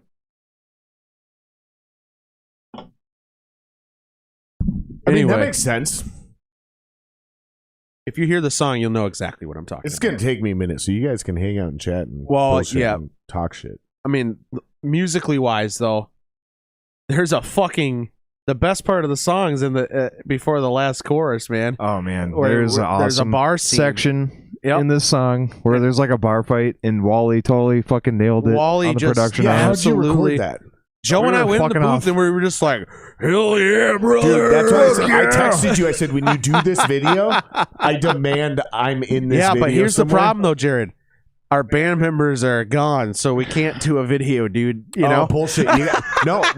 We might still do a video. They we'll see. need to fucking be a part of that, dude. Casey and Nick, if you're watching, love you guys, but we might still do a video. Because, like, stay away from me, Fuck. It deserves a video. Joe's like, I gotta take a piss. Go ahead. Go piss, dude. So do I. It's going to take me a minute. Depends on how dignified you are. Oh, well, then you can just piss in that sink next to the fucking the washing machine. Right through there. Right through there. Right next to the washing machine. You can't miss it. This tune's got a great upbeat nature to it the whole time. If this is going to be a good way to do this. Let's see. Oop, don't knock the guitar. Oh, it's coming off. You knocked off Marilyn.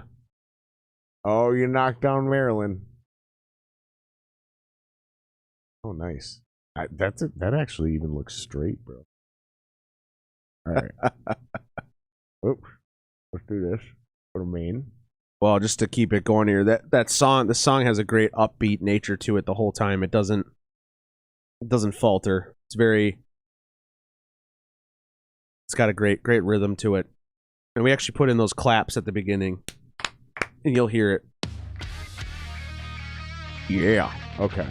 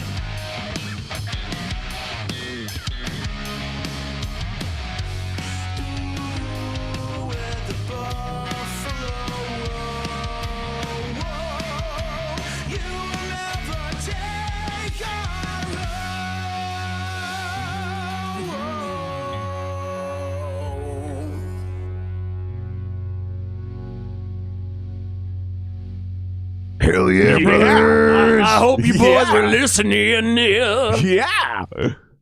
No, that shit is awesome, dude. Thanks, man. I love it. I appreciate Especially that middle section.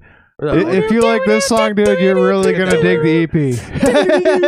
Yeah, if you like that, you're gonna like the EP. Because honestly, that's like our happiest, like most, tune on there. The rest of them are pretty fucking cool, but they're a little different than that. You know what I mean? They're just love all it, the dude. fucking songs that we put on this EP are like our favorite, best fucking songs Is that the first everybody time anybody has heard a loved. full version of the song in public? Yes. No. Well, Yeah, that was the first in fucking. public. That was the Like that not was the like first. you guys do in Like private. the recorded stuff? That was the first debut of this song on anything. Right, because you guys Just have now. snippets. I'm honored, man. Yeah. I'm honored. There it was. See, we're doing World cool release on the Jared Singer Grease Fuck podcast. hey, it's the worldwide release on the Greasy Fucking Scumbags United global. He's like, global fucking Grease Fucks Grease- are us. Grease podcast. Oh my god, dude. Hey, brother, you got that heard it cutter? here first.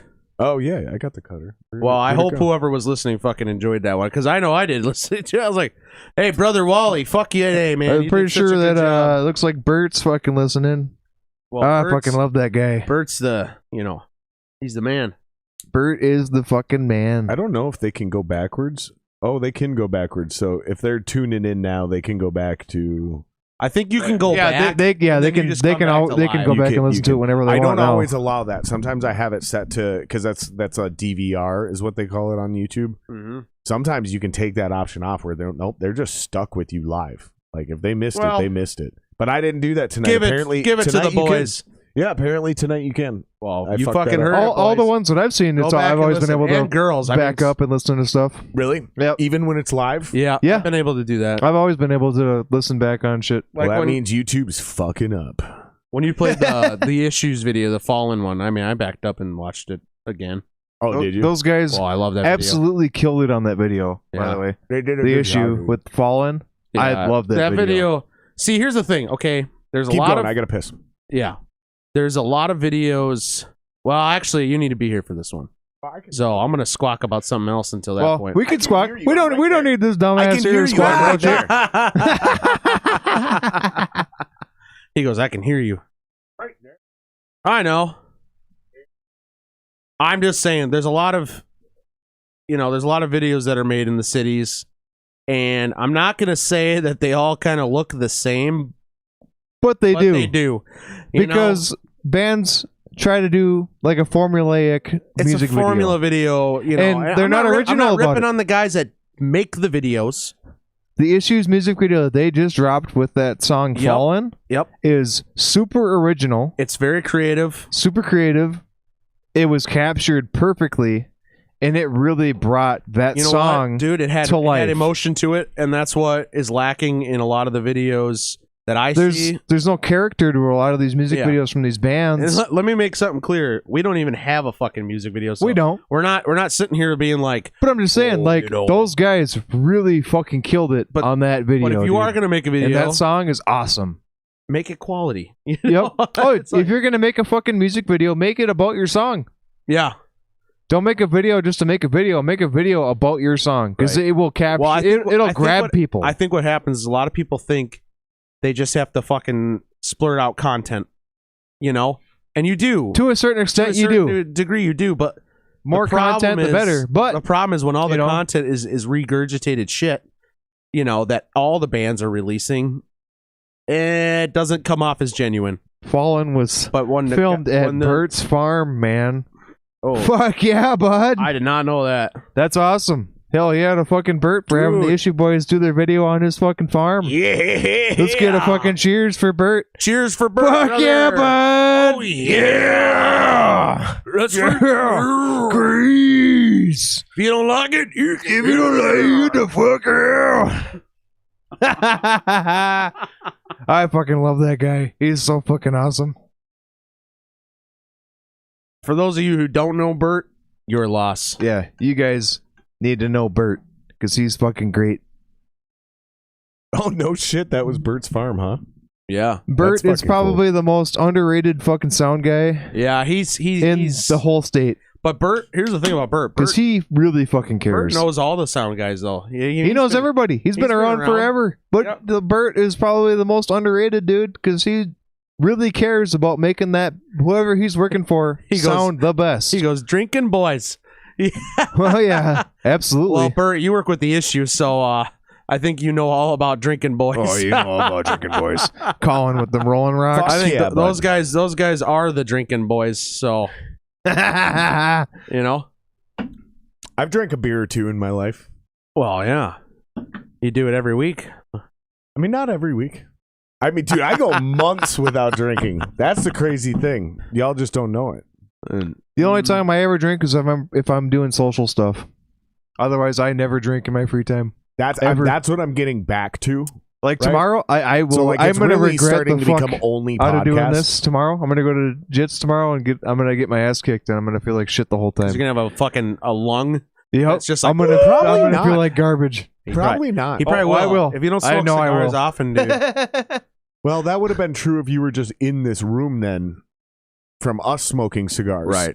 Like you smoking the cigar isn't actually it would still be like that. Hey, that's all I'm getting at. Your beer is probably balancing it out a little bit. I mean, I'm serious. True.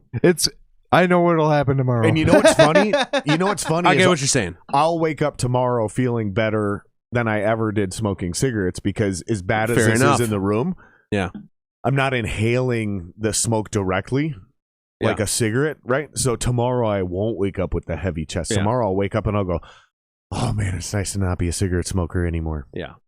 Yep. Great, man. I never was a cigarette smoker in terms of like having a addiction, I guess is what I'm getting at.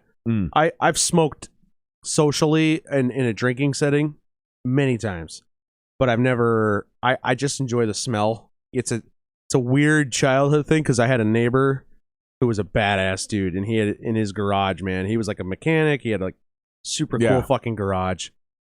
Those guys were always the coolest ones. We would take our BMX bikes, dude. We would take our BMX bikes, bike down, go say hi to him, And he would always like be one of those dudes. He's like, if you knock over, if you hit my motorcycle, I'm gonna chop you up with the chainsaw. You know what I mean? Like one of those. But then he'd help you pump up your tires. Now I say that to my kid. But he'd also turn around and pump up your tires. Well, he was like the coolest dude you could ever ask for. But would say crazy. He smoked.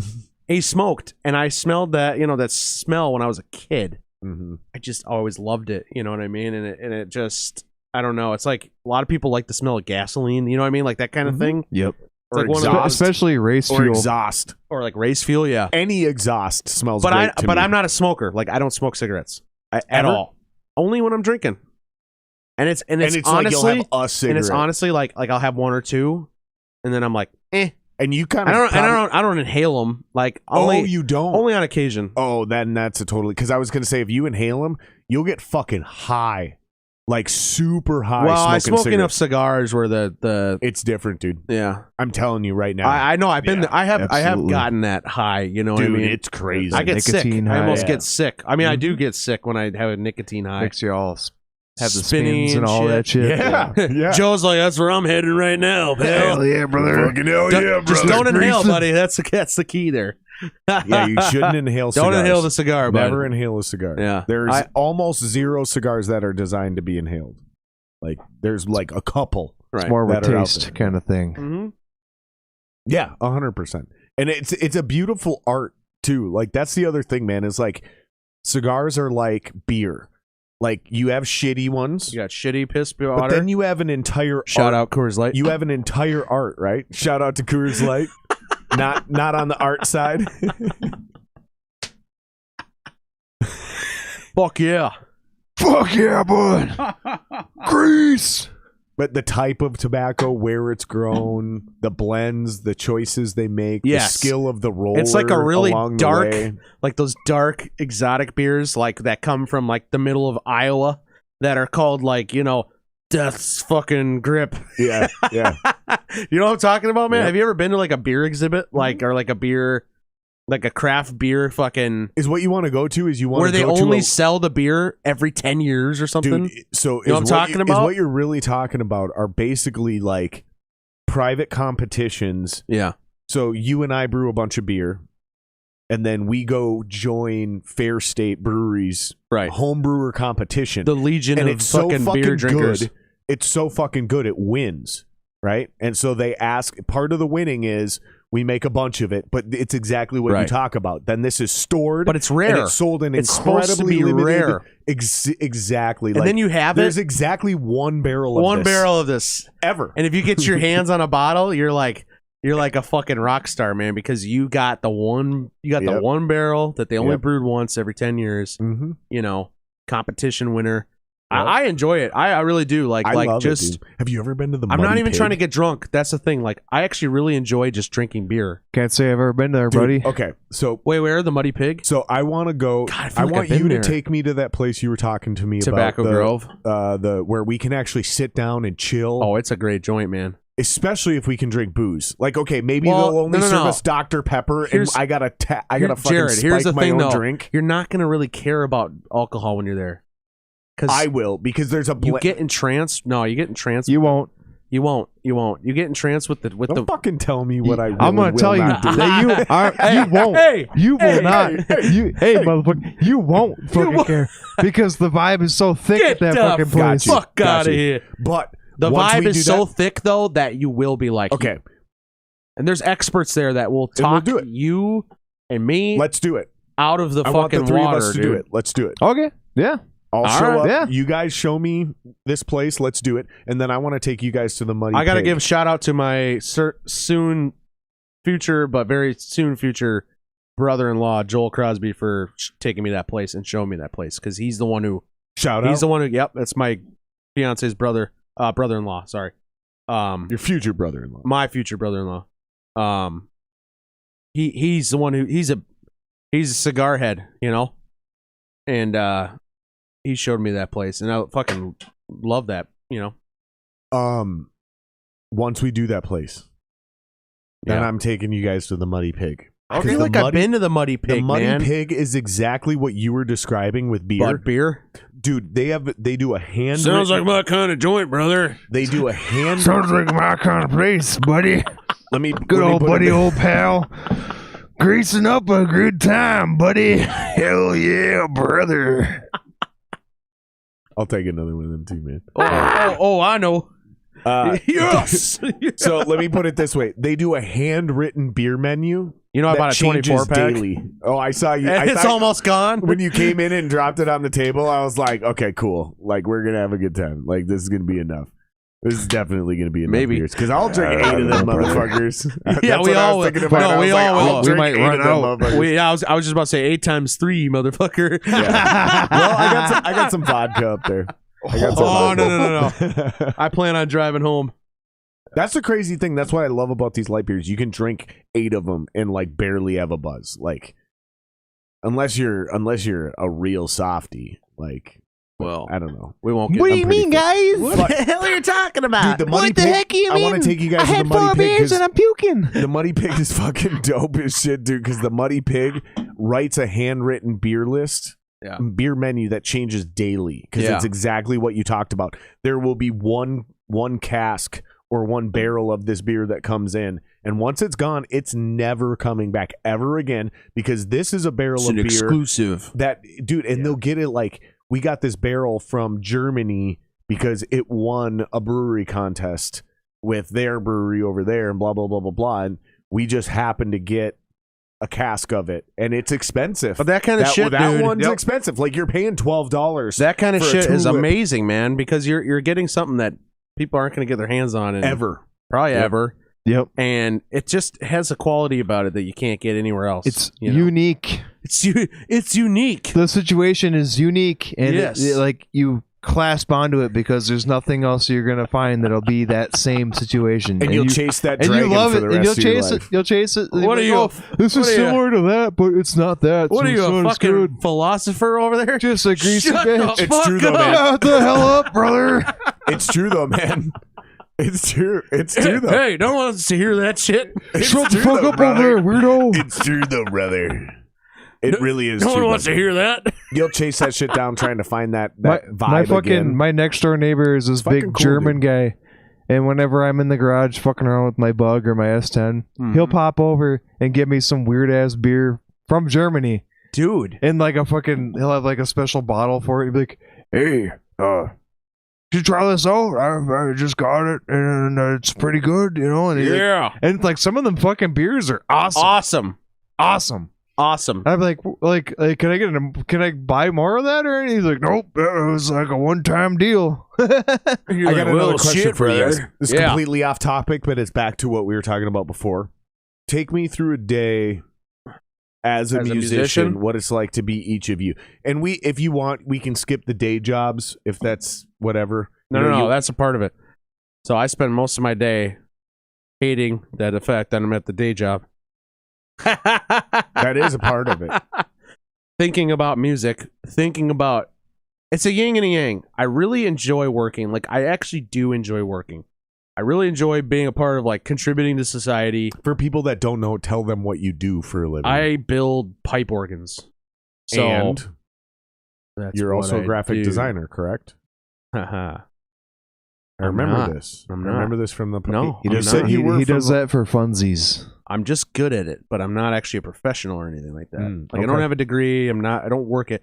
I think I was talking to you about I want to do like 3D like design. You do graphic design, but you're not a graphic designer. Absolutely. I think I could be, but I just, school never happened. Let me just put it that way. Fair. I mean, I do all of our artwork shit. I do all that stuff. I can do it. It's something I've always been able to do, but okay. My main job, I build pipe organs, and it's very unique and it's weird.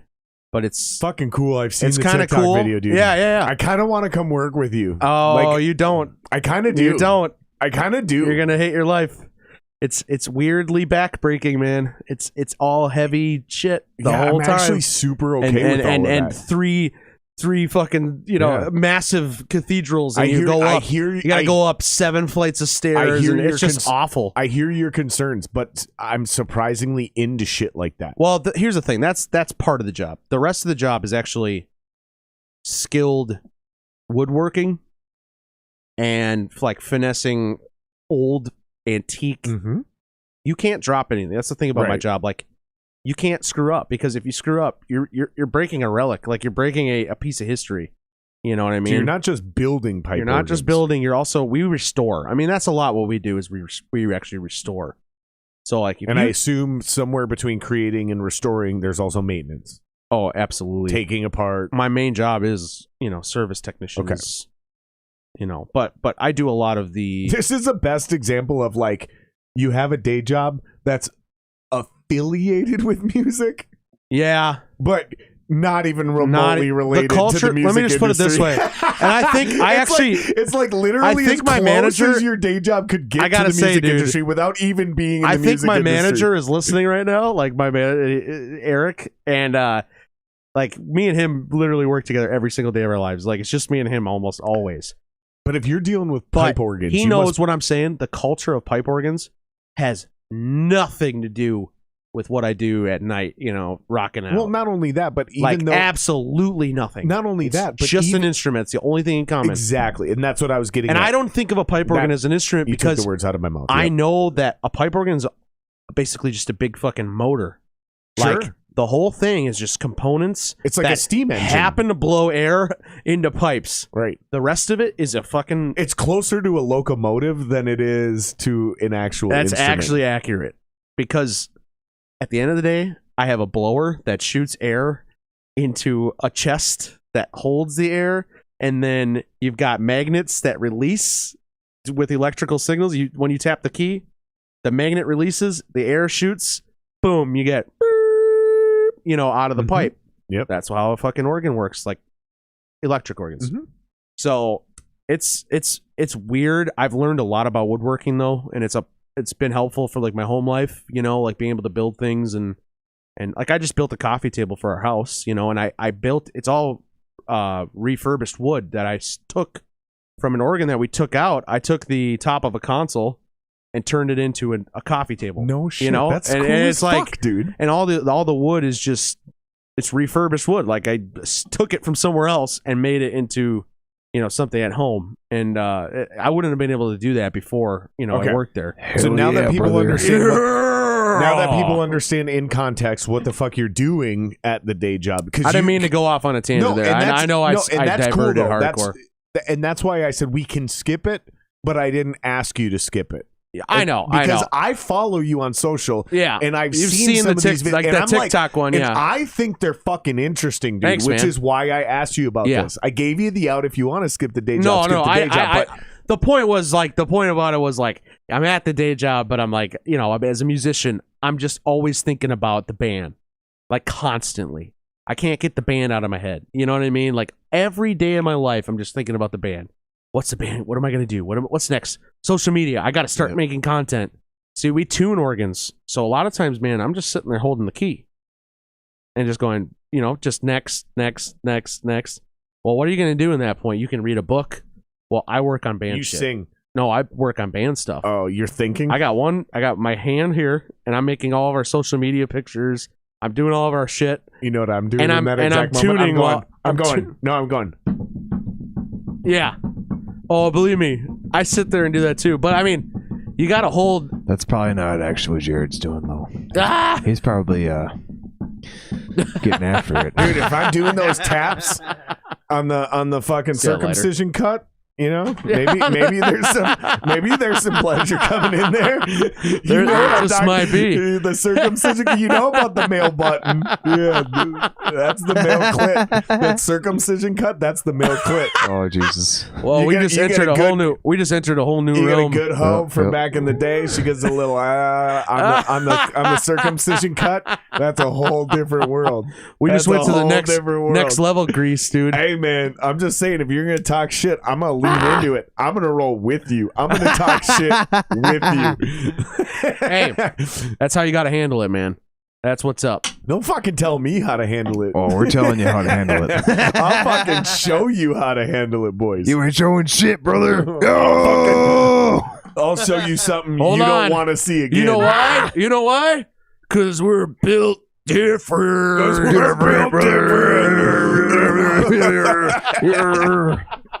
This is fucking fun, man. I'm having a blast with you boys. All right, so you're sitting here monotony. All you're thinking about is the band. And then I get home, and then what? And then I'm a dad.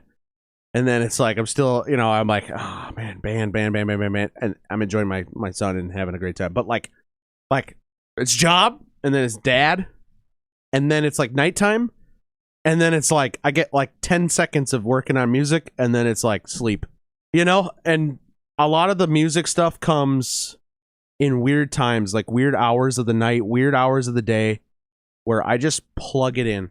It's like I got an hour window, man, and I'll fucking take that hour window and I will maximize it. I will put all my energy into that hour. Like when Give me an example. Like when Joe comes over, he knows this.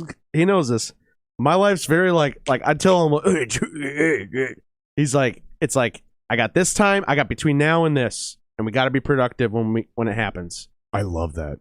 I mean that's how the band has always operated. You're describing me until about 33, right? When I finally was just like, I don't have time for this shit, because everybody that showed up was bullshit. Even good musicians, they're too distracted. They got shit going on. They got to leave early. In Revenant Soul, man, we never get anything in done. Revenant Soul from day one. It's a productive band in terms of like do your homework at home. Then come to the practice space. Show up ready to do your job. Up ready to do your job. Everybody always showed up. Always. With everything prepared. It shows. And they were always in ready the recording. It shows when you guys show up on stage. Well, I told you last time we were here, when Casey and I were here, I told you we only practiced like once or twice a month at all. That's crazy. And it's because we did our homework. Been that way. It's always been that way. That's crazy. So when Joe and I get together, even now, dude, when we get together, we're very productive because we just have that mentality like, I've never seen a band as good as you guys that rehearses as little as you do. And I worry that bands hearing this think we can do that. Like, no, you can't. Like, no one can do this. Like, you're not the one in a million. Very few of you are one in a million who can rehearse once or twice a month and actually be this good. Well, a lot of bands tell me, they're like, oh, we rehearse 3 times a week. Yeah. My mind, I just get, and it's not because I think like, oh, we can only do one prayer. It's not like that. It's just like how do you have time for that? You know what I mean? Like I'm like I can't imagine getting together 3 times in a week. Why do you need to do that? Well, that too. People aren't practicing at home. They're not doing their work at home. See, here's the thing: true, man. A lot of people don't do their homework, man. Maybe I could get away with once or twice a month, maybe. But even if we're doing 3 times a week, I'm still rehearsing at home. Yeah. Like that doesn't, the amount I rehearse at home, and I think is what's happening is you guys are probably more efficient with your time, right? So it's easier for certain guys to block off 3-4 hours, 3 times a week. It's a total of 12 hours. Right. Whereas you guys are probably blocking off an hour and a half to 2 hours every day. Or, you know what I mean? You're doing the same 12 hours a week. It's like we got one day to practice and we got like 4 or 5 hours to be together. Right, but I'm saying you guys are doing practicing at home. How many hours? Oh, sure, what I'm saying? Like where you're actually, that's what I'm getting at is like, I think it's just a matter of practice, because that's what it was like for me for the longest time. It was like, dude, I'm working and then I get off and I can go to rehearsal for 3 hours and be super productive with you guys, or I can go home for 3 hours and maybe I'm productive, but maybe I get distracted by my girlfriend. Maybe I get distracted. So instead of 3 legit hours, it's probably closer to an hour and a half, maybe 2. Yeah. So it made more sense for us to do it that way. And I still subscribe to 3 times a week for 3 hours. Because that's for fine. me, it's that's way fine. easier to do that. Still efficient. You're I don't still necessarily need that anymore. Right. I mean, but that's because I put that in. All for the practice years. in the world Does that make doesn't. Sense? Practice doesn't hurt though, no matter who you are. You know, we could have. I mean, there's times where we could have probably benefited from more practices. If we had bigger shows, we did practice more. That's true. If like we're playing Rockfest or we're playing at First Avenue, we would get together every week. We would get together more. When we just had to make bigger sure, shows. just to make sure, and when nothing changed for us. See, but that was our Like- mentality. We're gonna go play a big show. We're gonna be fucking polished. Yeah, we were like- always, and that's the difference. Okay, so now we're But we getting knew- down to the brass tacks. but we knew 'cause that we if were we- always polished. That's the difference. Well, we were always polished, but there was a on different that. level, man. There was a different level was of polish. a different kind of polish. This is hold on. This is what I'm getting at. This is the difference. When we got those big shows, there was nothing that changed in our preparation. We were a machine. Like we were so, and I'm not saying we were better or worse, or this is the way to do things, and that's not the way to.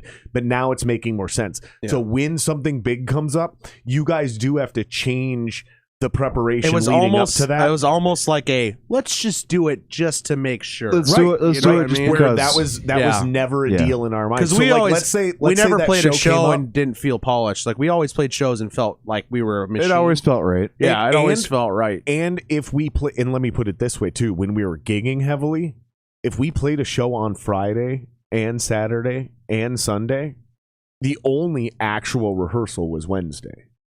Because we're still playing 3 times that week. But and the actually shows, a 4th time. those that shows is a were practice. Exactly. You know?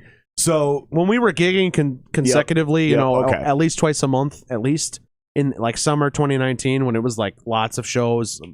2019 we had a good run. And just in case anybody's thinking we're getting distracted, no, the reason we're talking about this and the reason I'm hammering this is because it scares me when bands are able to be as good as you guys are and they're open about how little they rehearse as a band, because that is not what most musicians should be doing. We're not out here promoting most musicians No. shouldn't be doing.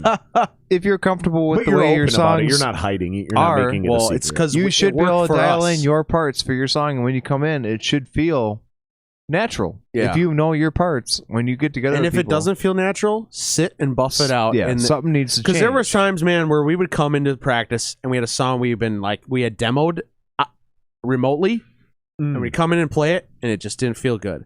And then we went, you know what we did? Instead of going, well, let's play the whole set list, we'd play that one song for 2 hours until it felt right. Yep. Because we know we can play our other songs. We Gotcha. don't need to sit there and play fucking Judgment Day over and over again. It's like we know how to play Judgment Day. You like can we don't drill need that to. on We your don't need to own. play Judgment Day. We like World of Broken Hearts. You know, we had to go and just sit there a whole practice for just that song. Interesting. just for And then one by the song. end of the song, by the end of the day, we were like, well, then we had to I dial think in. it feels good now, you know, and played it Everybody live a few would times, adjust you know, to and Gotcha. the certain little Yeah, we would nuances. do. We for would the come in. song. We'd play the Right. set once, which is like 40 minutes, 45 minutes, Yeah, whatever. yeah. And then we would work on basically what you said. Yeah. And then as soon as we knew, it was like, okay, we're gonna take a 5-10 minute break, so we can come back, and at 8:20, like we're literally gonna set a clock, and at 8:20, we're gonna pretend that we're playing a live show, right. because music ends at 9, right? So we have to have our 40 minutes that perfectly rhythm, like even the tempo. So like For sure. do push-ups, do whatever you got to do to fake your adrenaline situation, like we can't. And then we would have a clock sitting there. So like, oh, we are kicking ass. Yeah. We're 2 minutes ahead. Mm-hmm. John, practice stalling. Yeah. And sometimes John would stand there and be like, or whoever, sometimes it was me if I was a lead singer. No, it'd be like, hey, Joe, how was your day at work today? Because that's how we're killing time today. Yeah. You know, that's me practicing when we just made riffing our set with somebody, list, whereas if you're an audience member, when like, we made our set list, we had a little... the white belt, dude. You know, like, whatever. Yeah, we had a little line that said talk, you know, and we knew that covered... We had every song timed out. We know what the songs are. So I'm sure every band does this. I know every band does this. But professionals do this. When you make your set list, you make time for when you're bullshitting with the crowd. Make time for little jams during the songs. Make time for a guy to switch any guitars. Little thing that is going to be in your set. If you have a tuning change in your set list where you're going to change tunings to go to a different, or even we have water breaks figured out. Like, this song is exhausting for the drummer. He needs a breath. And he needs to be able to have a moment to drink water. We did that shit too. Yep. Or And then I would tell the guitar players, like, this is your moment to tune, because the drummer can't do shit. So it's just going to be me and the bass player filling the gap. I'm going to talk, and bass player, you're going to like do a little diddly, literally. Boom, boom, boom, boom. There were a few times it's not even dead when silent. When Casey and Joe. This is how much pros care, and this is what amateurs don't do. They end a song. And then, like, each guy like goes over and tunes, and it's dead silent. It's awkward. Yeah. You're not putting on a show if you're doing that. And it doesn't matter if you're you're being a bunch of fucking dumbasses. If there's dead silence during your set, fix it. You need to fix that shit because that is a problem. And I'm just going to say this: you're not being artistic and bold. You're making people. You're not bored. being entertaining. No, you're not. You need to be. That's your job. Thank you. You're an entertainer. You're up there to entertain. You need to be up there to entertain the crowd. That's exactly what however I'm saying. The amount of time that you are up there for. Yeah. That crowd needs to be locked on to you and wanting to see what you're going to do. When the guitar player's tuning and the bass player's tuning, dude, mouth. you and the drummer, if the guitar and the bass player are tuning, this is what we did. Nick, I'd be like, Nick, like a couple times we did this. Like, Nick would play a little riff.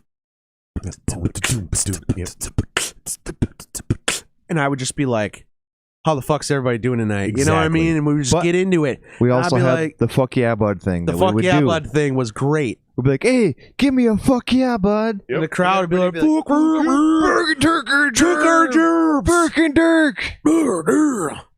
fuck you guys. And I just want to put a bow on this idea.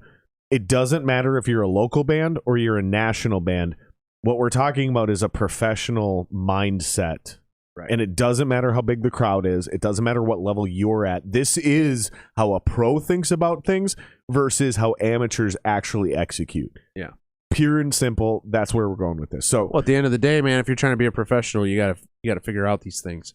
So you get off work, you finally got an hour and a half, whatever. Maybe Joe comes over, maybe he doesn't. How do you wrap up your day as a musician, as an actual musician? Because during the day, it's constantly you're holding the key over here, you're doing shit on the phone, you're doing whatever.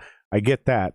So what do you finish out your day? Once in a while, you get like some time in, and I'll just go downstairs and like I have this like kind of like your room right back there. Yeah, it's got the instruments in it, And honestly, most of my stuff, I sit at the piano because I can play every instrument on the piano. I can play guitars on piano. I can play drums on piano.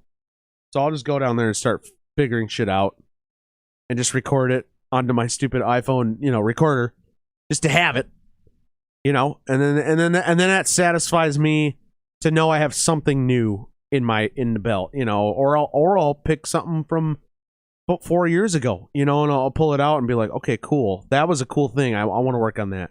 That makes sense. I don't. And then when Joe and I get together, we it's like we already have something to work off of, and we don't even really talk about it much. It's like we automatically vibe on what we want to work on. Yeah, it's like, okay, natural. I'm feeling this. Let's do this right now. Let's crank this one out, or let's crank out this vibe. Let's crank out that vibe, kind of thing. And if we have like a song idea, generally, if we're feeling pretty good about it, we'll just fucking go with it. And a lot of people don't know this. Like, if you overthink about that kind of stuff, a lot of times that's gonna bite you in the ass. It will bite you in the ass, man. Because if you are really feeling something and you're feeling really good about something, stick with it. A lot of people don't know this, but Joe and I were in a band together like 5 years ago, 6 years ago. Well, and you apparently know Kyle Skolquist as well. Yes, I know Kyle Skolquist. He sold me my first bass. Fucking crazy. So Joe and I go back really far, and we always had a weird connection, from from day one. I mean, I remember the first day I ever met this guy and played with his old band. And I went home and I told my fiance, I was like, I'm gonna be in a band with this guy. You gotta tell a story about a story about the Corvette. I pull up. So he used to live in Cambridge, dude, like way the fuck north, from like 65 yeah, I know north. where Cambridge is, yep. Yeah. I come to fucking try out for the band. This was like the first time I came over there.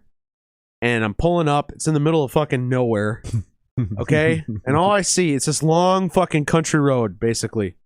And I see in the distance this little dot. It's getting closer and closer and closer. And all of a sudden I realize it's a fucking Corvette. And there's two dudes with mullets, long fucking hair down to their shoulders, flying in the wind. And they just look like the greasiest scumbags I've ever seen in my life. And I'm sitting there waiting to turn into his driveway. And he flies past me in a Corvette going like 120 miles an hour. And I just see these dudes with mullets. T-top. And I'm just like, T-top. 1976 Corvette with the T-tops. Dude, and I'm like, that's the first time I ever saw him. Ever. Like, that's the first thing I see. And he's like, whoa! And I'm just like, yeah! And I looked at Grace and I was just like, fuck yes! I was like, holy shit. I was like, if those are those guys, because I grew up like that. Like, my family's a fucking motorsports. We grew up with cars, going to Monster Jam, dirt bikes, you name it, man. So when I saw Joe fucking fly by me in the Corvette, I was like, hell yeah. We're going to get along just fine. So that band lasted. Joel's old band was called Vulcan, and you guys were around forever. We were like a cover band for a good 10 years. We did originals too. And, Vulcan had a pretty good run. Yeah. And we played a lot of shows. We had a lot of greasy-ass places. Like 2013, we played 136 shows. That's a good number. In that year. And they opened for Skid Row. We opened for Skid Row. We opened up for Fozzy. We did a lot of stuff. We did the Rockzilla Battle of the Bands. We made it to the semifinals. And we were just a greasy-ass 80s You guys were kids, too, man. And I mean, you were fucking kids, There's a couple times where I got lit on fire on stage.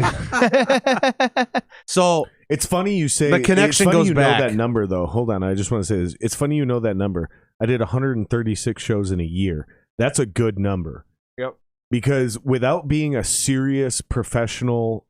We were a legit LLC band. But without being a serious top-level national touring band... It's hard to do more than 136 shows in a year. About the best you're going to get to is around 150. Yeah.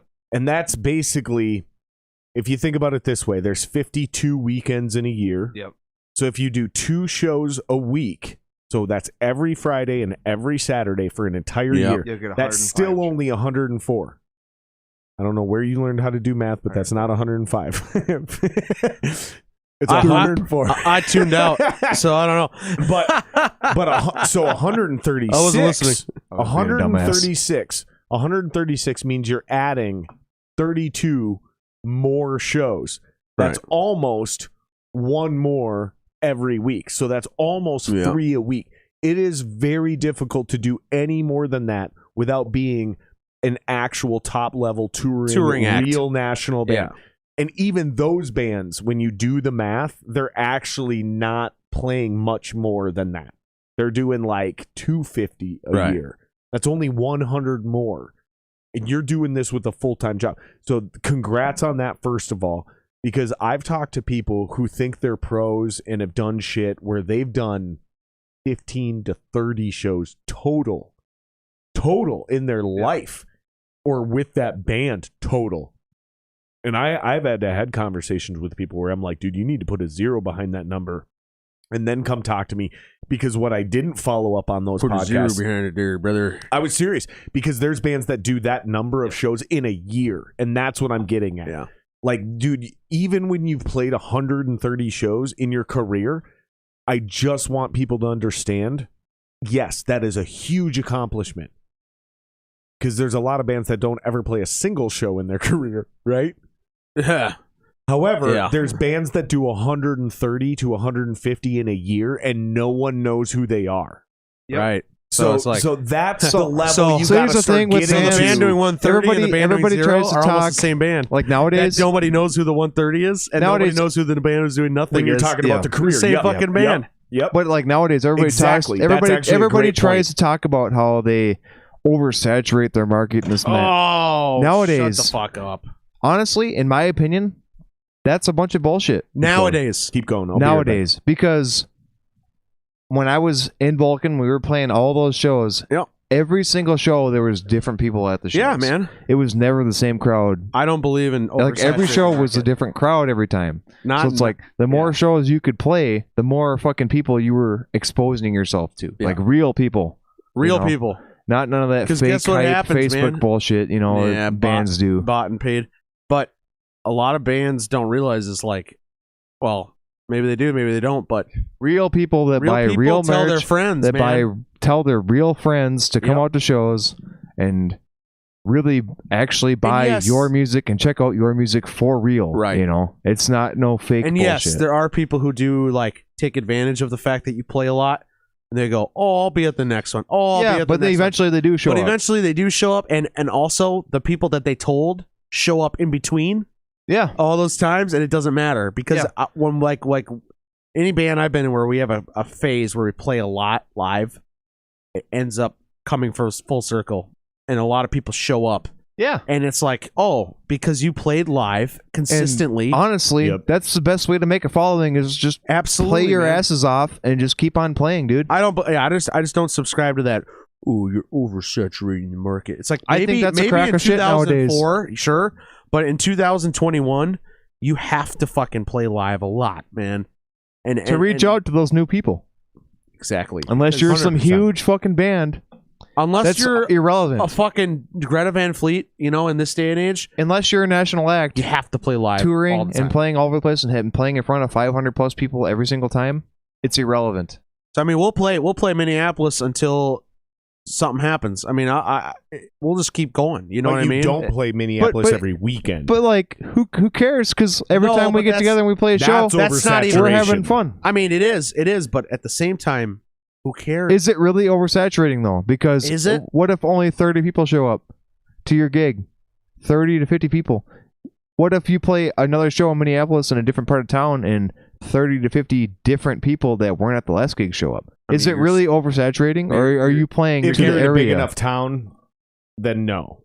You're correct. Minneapolis is a pretty big town. Let's talk 2021. If you play at Mayslax versus playing at like sort of First Ave or Turf Club, like I think as guys the crowds are different at all those gigs. I think as guys who are in the scene, I think as guys who are in a band who is currently on the scene, in our little scene that is in our little bubble, in our experience, there is no such thing as oversaturating because it hasn't mattered. When we play those shows every fucking weekend and it's like oversaturating our market, Minneapolis every weekend. It's always different people. It's always different people showing up, man. Because you know what they say? Minneapolis and St. Paul are two different markets. But they say, hey, I told my friend about you. I've had guys come that were told from another person. Sure. And it's like, if we didn't play all those shows, they wouldn't be there. No, 100%. And Minneapolis, the Twin Cities are different markets. So you could play Minneapolis on a Friday night, and you could legitimately turn around and play St. Paul on a Saturday night. And you're right, it's going to be too complete. Because I know for a fact there are people who simply aren't willing to cross the river. Yep. Like, they're just not doing it. I'm not going to say... There's people that don't want to drive to Route 47. I'm one of those guys who is almost never going to St. Paul to see your show.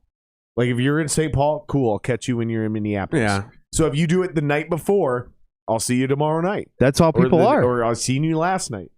That's how people are. Exactly. Nowadays. And that's it's fine. different than it used to be. It's always been like that. It's human nature. It's always been like that in this town. It's because it's human nature. That's why the oversaturation St. Cloud thing is not Minneapolis. Exactly. So if we're talking about you doing St. Cloud on, or let's say you do Minneapolis Friday, St. Paul Saturday, and then you do St. Cloud on Sunday. That is not oversaturation. Those are three different markets. But if you play, fair enough. Same thing. I think when we say oversaturation and we're talking about hometown, I'm talking about the metro as a whole. St. Paul, Minneapolis, whatever, Minnesota. If you're playing Minnesota, even the suburbs, dude, like all the big clubs if you're playing down Minnesota, in the cities, you're dude. doing fine, man.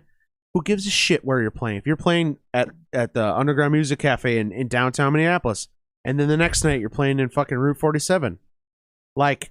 you're still in Minneapolis technically, right? You're still in the fucking metro. Totally different crowds. But totally different crowds. Like like different people. Like there'll be a couple people that are diehard fans that'll come to every show. Sure. And those are the best fans to make. If you can make 1,000 of those diehard fans that'll come to every show, you can make it. Absolutely. Like that's like the key to being a big fucking band is making 1,000 diehard fans that want to be at every show. Look at Pantera. What did Pantera do? Hold on. They conquered Texas. Hold on. You know, by playing it every fucking weekend. Hold on. Now, I learned something from Wally and Rich back in the day when they were in Skywind, and they actually put a number on this. They called it 0 to 500. 0 to 500 fans is the hardest 500 fans you'll ever gain in your life, period, end of story. The key is getting 500 fans that'll show up to every show you play in each town. That's the key. So get 500 people that'll show up in Minneapolis. That's true, but what year? Get 500 people that'll show up in Duluth. What year were we talking about, though? No, that's still true. If you can get 500 people to show up in every town, you're doing really well. That's not my point. That's absolutely true. But in 2021, you don't have 500 people coming to fucking see a local band, man. Period. I don't give a shit who you are. So you can be the coolest band in Minneapolis. There's not 500 people coming to fucking see you. It does not happen these days. Like it doesn't. Go to the coolest show in town. You're not going to see 500 people. I definitely disagree with that. Go to it because we do, and I don't see 500 people ever. It doesn't happen unless they're opening for a big headliner. Those people are there for the headliner. It's different now. It's not the same. The point is the same. The game's changed. The 0 to 500 thing is absolutely true. 100%. Those are the most important. Absolutely. But the problem is you don't get people coming to shows like they used to, period. Because we're old enough and we're young enough to be a part of the current scene, but old enough to remember back in the day, I guess, as you can call it. There's a reason I'm not arguing with you right now. I'm listening. You know, keep going. When you're actually in this scene right now, playing as a band, who's coming up right now, you're not seeing the same thing you saw 10 years ago. There's not. I mean, it definitely happens at hip-hop shows. Well, I mean, we're not a hip-hop crowd, so I don't know. But you know? I can't speak for that. But I refuse to believe that only hip-hop figured out. Because, dude, I've seen hip-hop shows. They're not as good as rock shows. No, it's dudes. They're not playing instruments. It's three dudes running around on stage spinning T-shirts. It's hype. It's hype. Rock shows are better. Yeah. So if hip hop can draw thousands of people locally here, and the show isn't actually as good, then we're not doing something right. Well, I know guys that I know that are rappers in Minneapolis, and they complain about the same thing. So it's like, I've been to these shows. Who's doing those big fucking shows, and where are they doing them? And I'm not questioning you. I'll start bringing. I'm honestly curious. When they come up, I'll start bringing you because I'm not going to run my mouth. No. And the pandemic did change everything. I know a guy that I went to high school with, and he's he's a great rapper in the scene. And his name's Jaquan Pittman. Okay. For all things being equal, I've never heard of him. That's fine. But again, I am talking about some bigger hip hop acts. Massive. I'm also talking about some bigger hip hop acts, not talented people. There's some extremely talented people like Soundset and that shit, you can be super involved in the scene and still not hear of certain people. But he can go play a Soundset and then still be stuck at like a Part Wolf Sunday night thing. You know what I mean? And that's not a dig on Part Wolf. I fucking love playing at Part Wolf. Greatest times of my life have come there. I feel you. I get where you're saying. But I just don't think people are going to shows like they used to for anybody. Do you think Skywind's still drawing 500 people? I don't know. I have to ask Wally. I wonder. I don't know. I want to say, and we love Wally more than anybody, but I want to say no because people are not going to that's what I'm getting at. Regional or people local aren't going rock to shows the way they used to. No, and that's why it's good to play a lot of shows because multiple people come at different times when it works for them. Because people are just looking for convenience. And I hope nobody gets this twisted. The pandemic changed everything. Absolutely. It didn't That's where bands nowadays need to do both things. They need to play live shows. They need to play out. They need to go to open jams. But they also need to do the live stream stuff. They need online content. Coming on podcasts. They need to be on podcasts. They need to be on Twitch. They need to be on the secret YouTube. sauce of the future. I'm convinced of this. The secret sauce of the future for you succeeding as an individual musician and your band succeeding, right? People need to become fans of you and relate to you as people and dig your music now. Yep. So you need to come on podcasts. Dude, that's the philosophy we live by, man. I'm telling you, bro, it happens. And it's true. I know for a fact that there are certain bands that aren't actually that good that I am legitimate fans of because I know them and I like them as people because I became friends with them. I can think of a couple bands like that where I'm not huge on the sound, but I know them as people and I think they're fucking awesome. And you actually kind of said this about the comedy thing earlier with Bert Kreischer. Right. Like, I feel like Bert Kreischer is one of the dudes from the local music scene that I grew up with. Yeah. Even though he's older than me. So I like Bert Kreischer's personality and his vibe so much that you might actually be right, where he's not necessarily as funny as some of the other comics, but I think he's funny because I like him. Because I've gotten to know him I get that. as a human I get that. through podcasts. And that's what I'm getting, his personality. I understand how he views his relationship with his wife and his kids. Well, look at a guy. You see what I'm getting Here's at? where I'm gonna play off of what you're saying. This is the future. Yep. Here's where I'm gonna play off of what you're saying. Because you know this guy is just as much as we do. Joey Moya from Uncle Daddy. It's not just Uncle Daddy with him. Correct. Who is he outside of Uncle Daddy? Package. It's the whole package. You got this guy he's Sweaty Pedals. And you're like, as soon as I say Joey Moya, you're like Sweaty Pedals, dude. Like instantly, he's got a whole persona outside of Uncle Daddy, and then he's able to take that persona to Uncle Daddy. And when he's an Uncle Daddy, he's just Joey Moya, dude. He's not fucking Sweaty Pedals. He's Joey Moya when he's an Uncle Daddy.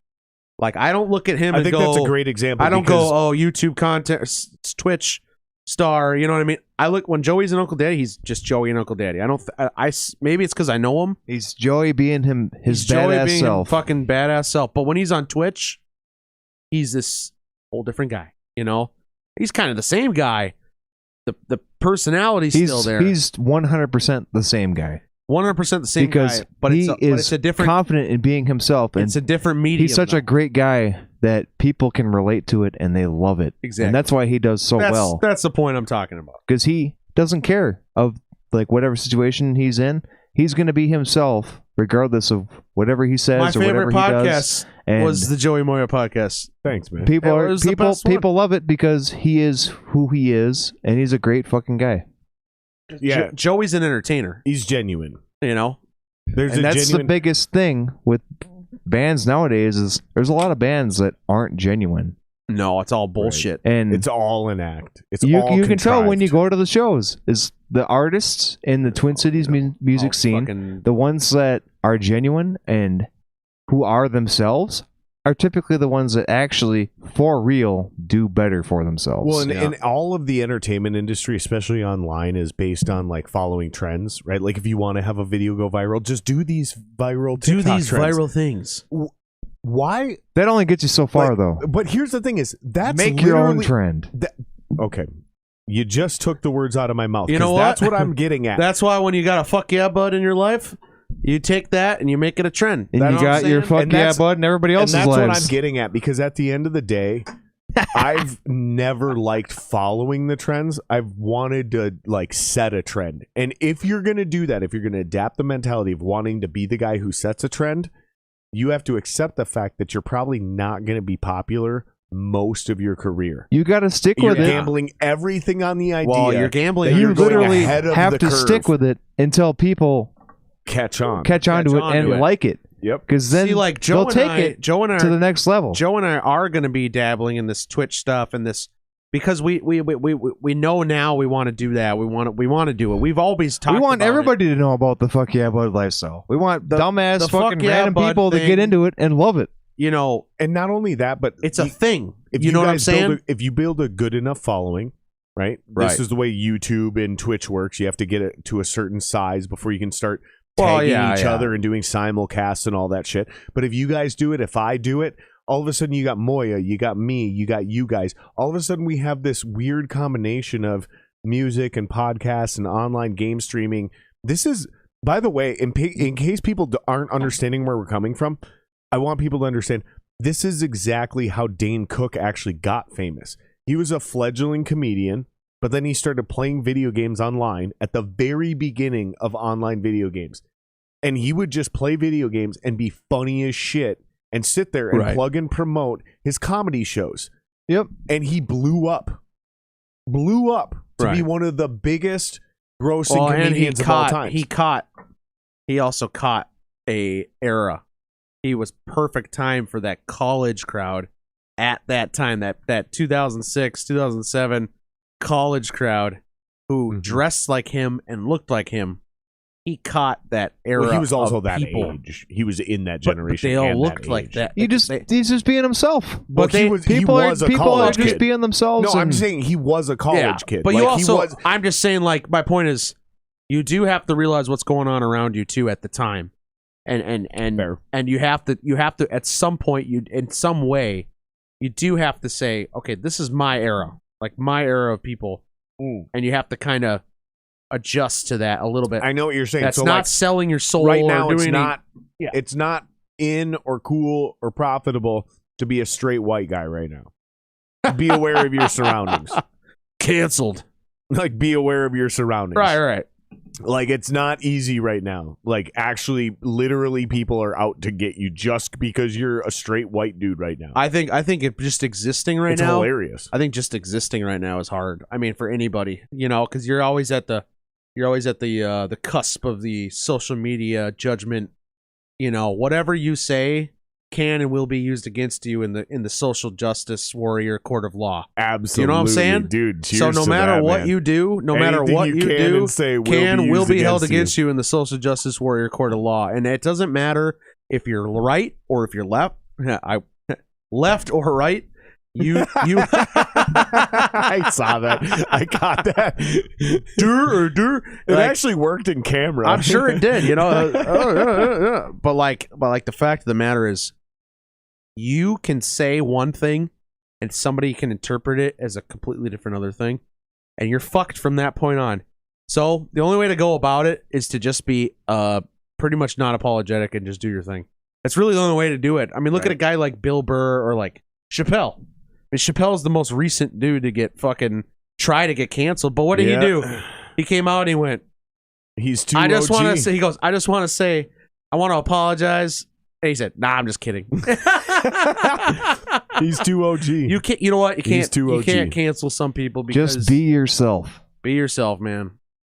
Whatever you truly believe how in. many of those beers are left?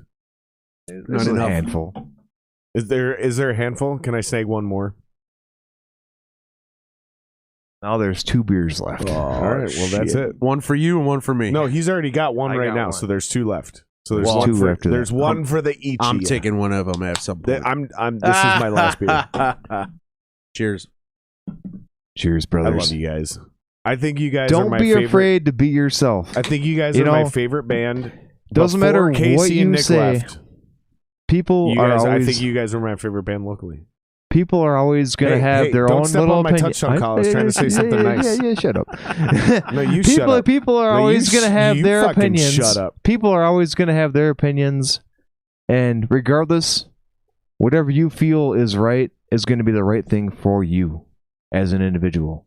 And and what's that is right what's going to make saying that you're that's an awesome what's going band. to make no, like honestly, though, like that's what's going to make the difference for you as No, he's right though. I mean, just a person in general. Like, you will feel better about yourself if you can be yourself with your band or with your whatever you're doing. That's why, like, if you're trying to make a difference in this world, if you can be yourself, you will make a difference for yourself and you'll feel better. I'll make a point to this. There's some people who dog on some of the bands in town.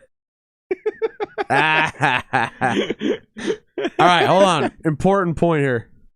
There's some people in the scene who dog on other bands in town, and they don't even know these fucking bands. They don't even know the people they're dogging all on. do it from time to time. Yes, We do. Of course. I mean, we're guilty. Oh, fuck yeah, dude. We all do Everyone it from time to time. Everybody talks shit. Everybody talks shit. It's I'm just not part of it. No, hold on. Let me finish. I'm setting you up for the serve so you can spike at home. Can I finish? No, I'm going to serve. I'm going to set the serve so you can spike. I'm going to set the serve so you can spike. All right, I better be able to spike this, or I'm going to be pissed. I think what you're getting at is the motivations behind it, because like if we're just being honest and we're like, dude, they're just not very good. That's one thing.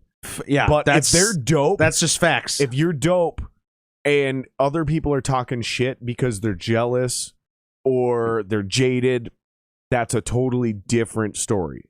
Right. What you're about to describe is not new or unique. It's been going on for everything. And this is part of the shit. And I want you to say this. This is one of the things I want to change, which is why I did this format, to having other people on instead of just me, like a Bill Burr podcast. I wanted to do this because I wanted to share the platform and share these discussions and have other people on and highlight other people instead of just me. So explain how this is still exactly happening. Well, because nothing has changed, but I want you to explain it from your perspective. Well, I think what I was really going to say is like the people who dog on other bands, especially in this scene, they've never met these fucking people. First of all, they don't give them a chance. They don't even know a lot who of these they are. Bands. I'm not saying that these bands are. Don't get me wrong. There definitely is a clique of bands that do this. Yeah. Like to the extent that we're talking about. Yeah.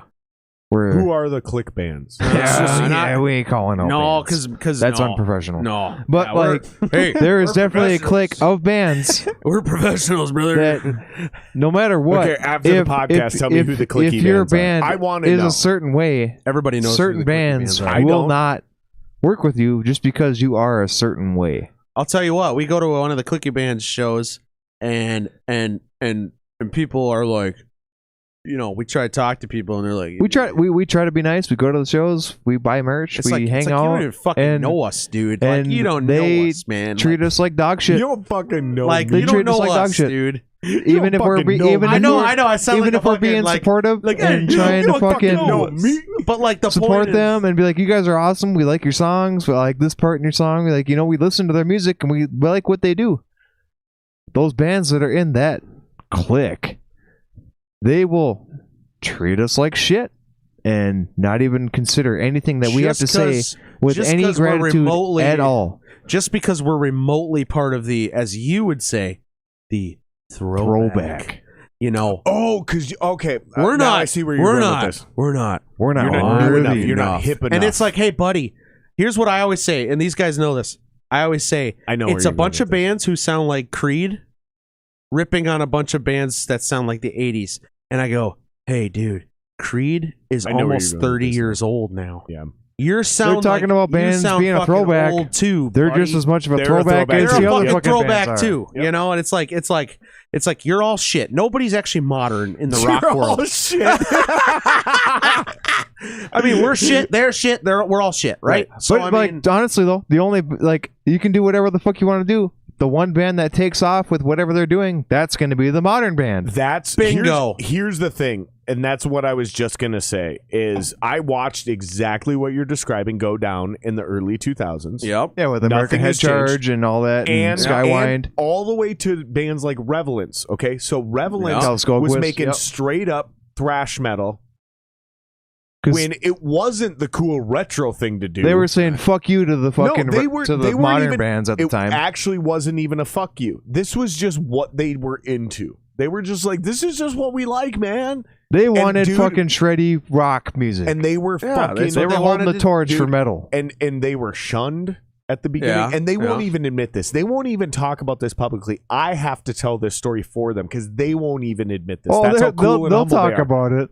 Maybe in private, but not on the podcast. Okay. Point being is this. As soon as they started to draw, everybody was cool with them. Oh, dude, that's how it always goes. Draw as soon a as crowd, you fucking draw. It's like money talks. You're cool, brother. Some of them are still talking about it, though. Yeah. Money talks, right? Because even if you can draw, they'll still be like, but nowadays they will still jealous. Jealousy. They will try to put themselves on a pedestal above you. But they'll still play that show if you offer it to them.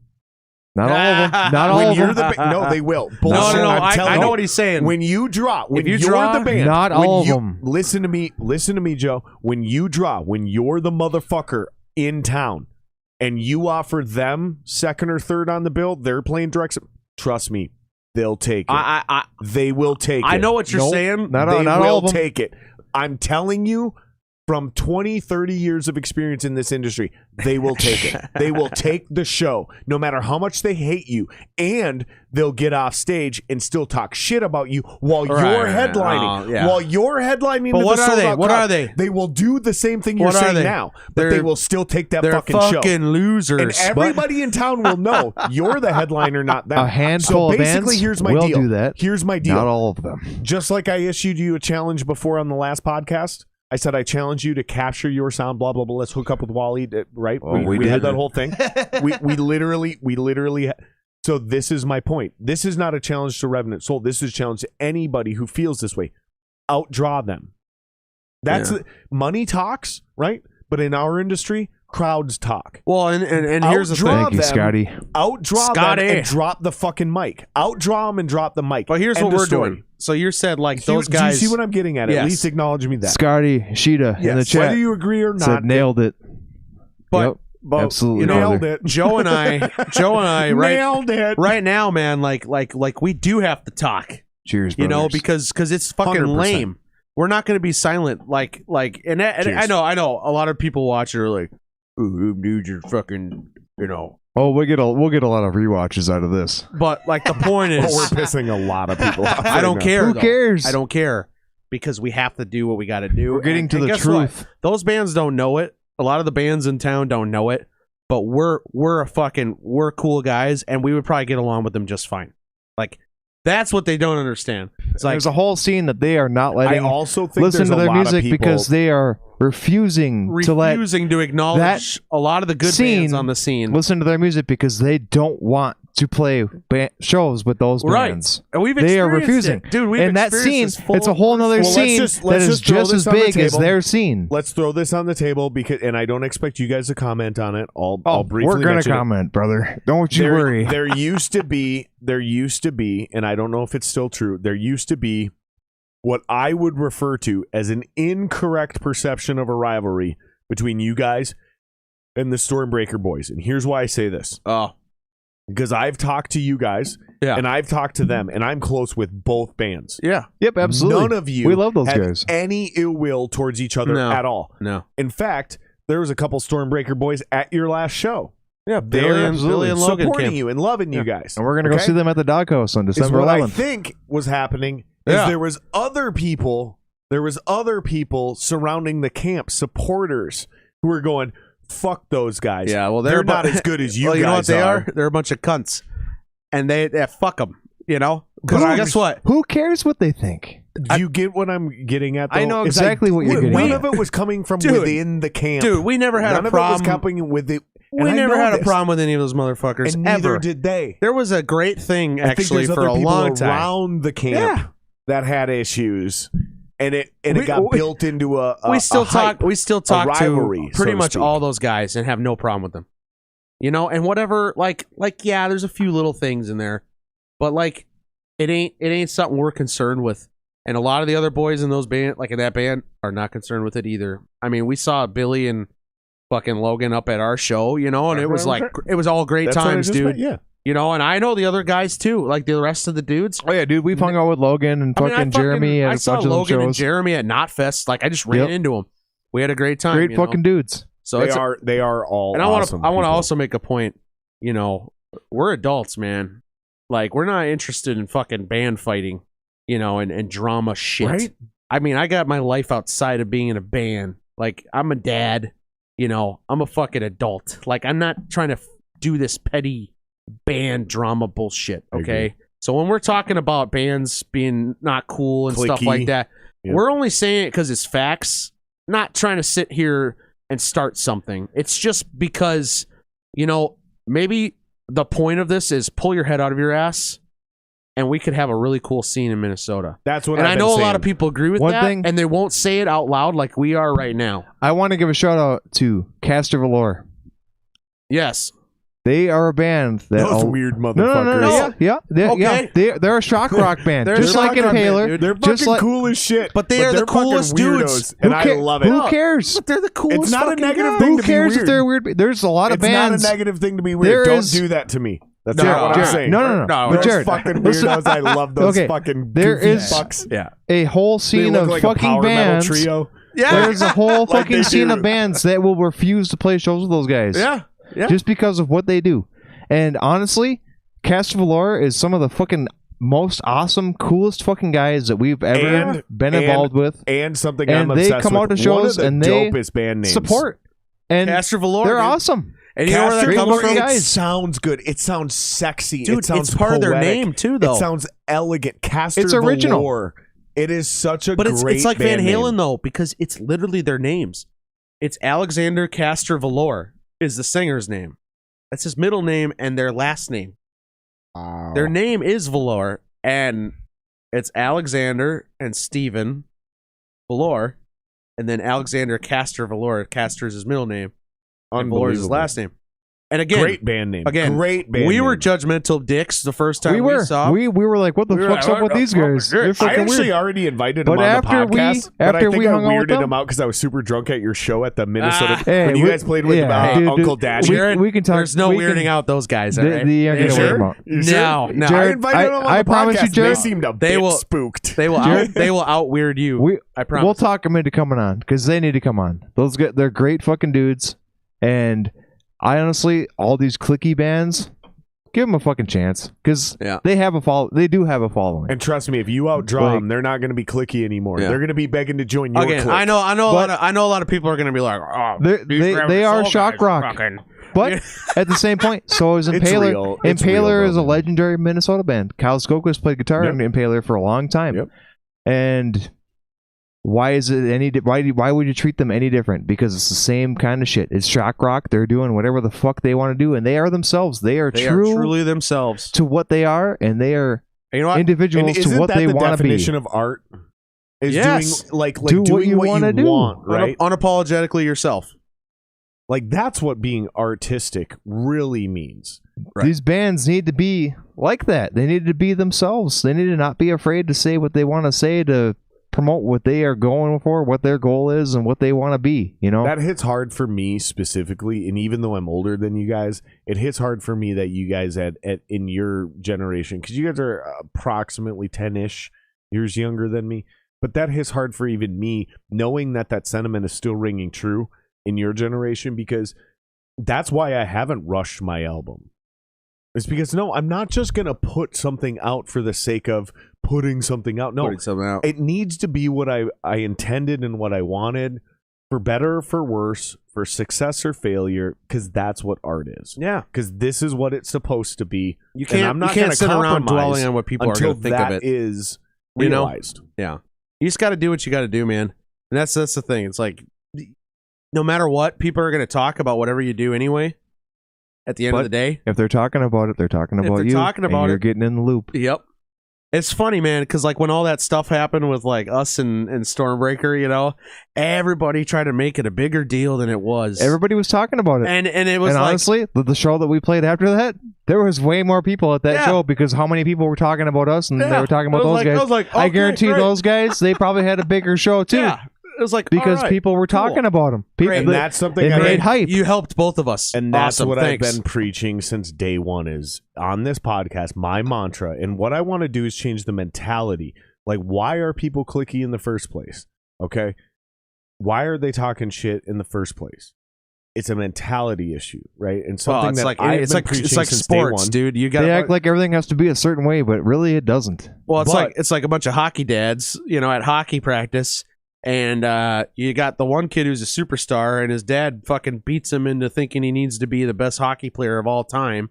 And then you got the kids who are just casually doing it, but there are a lot of kids who are casually doing it who are superstars, but they don't have that ridiculous. drive. No, well, they don't have somebody fucking yelling at them and making them you got to be the best hockey player, boy.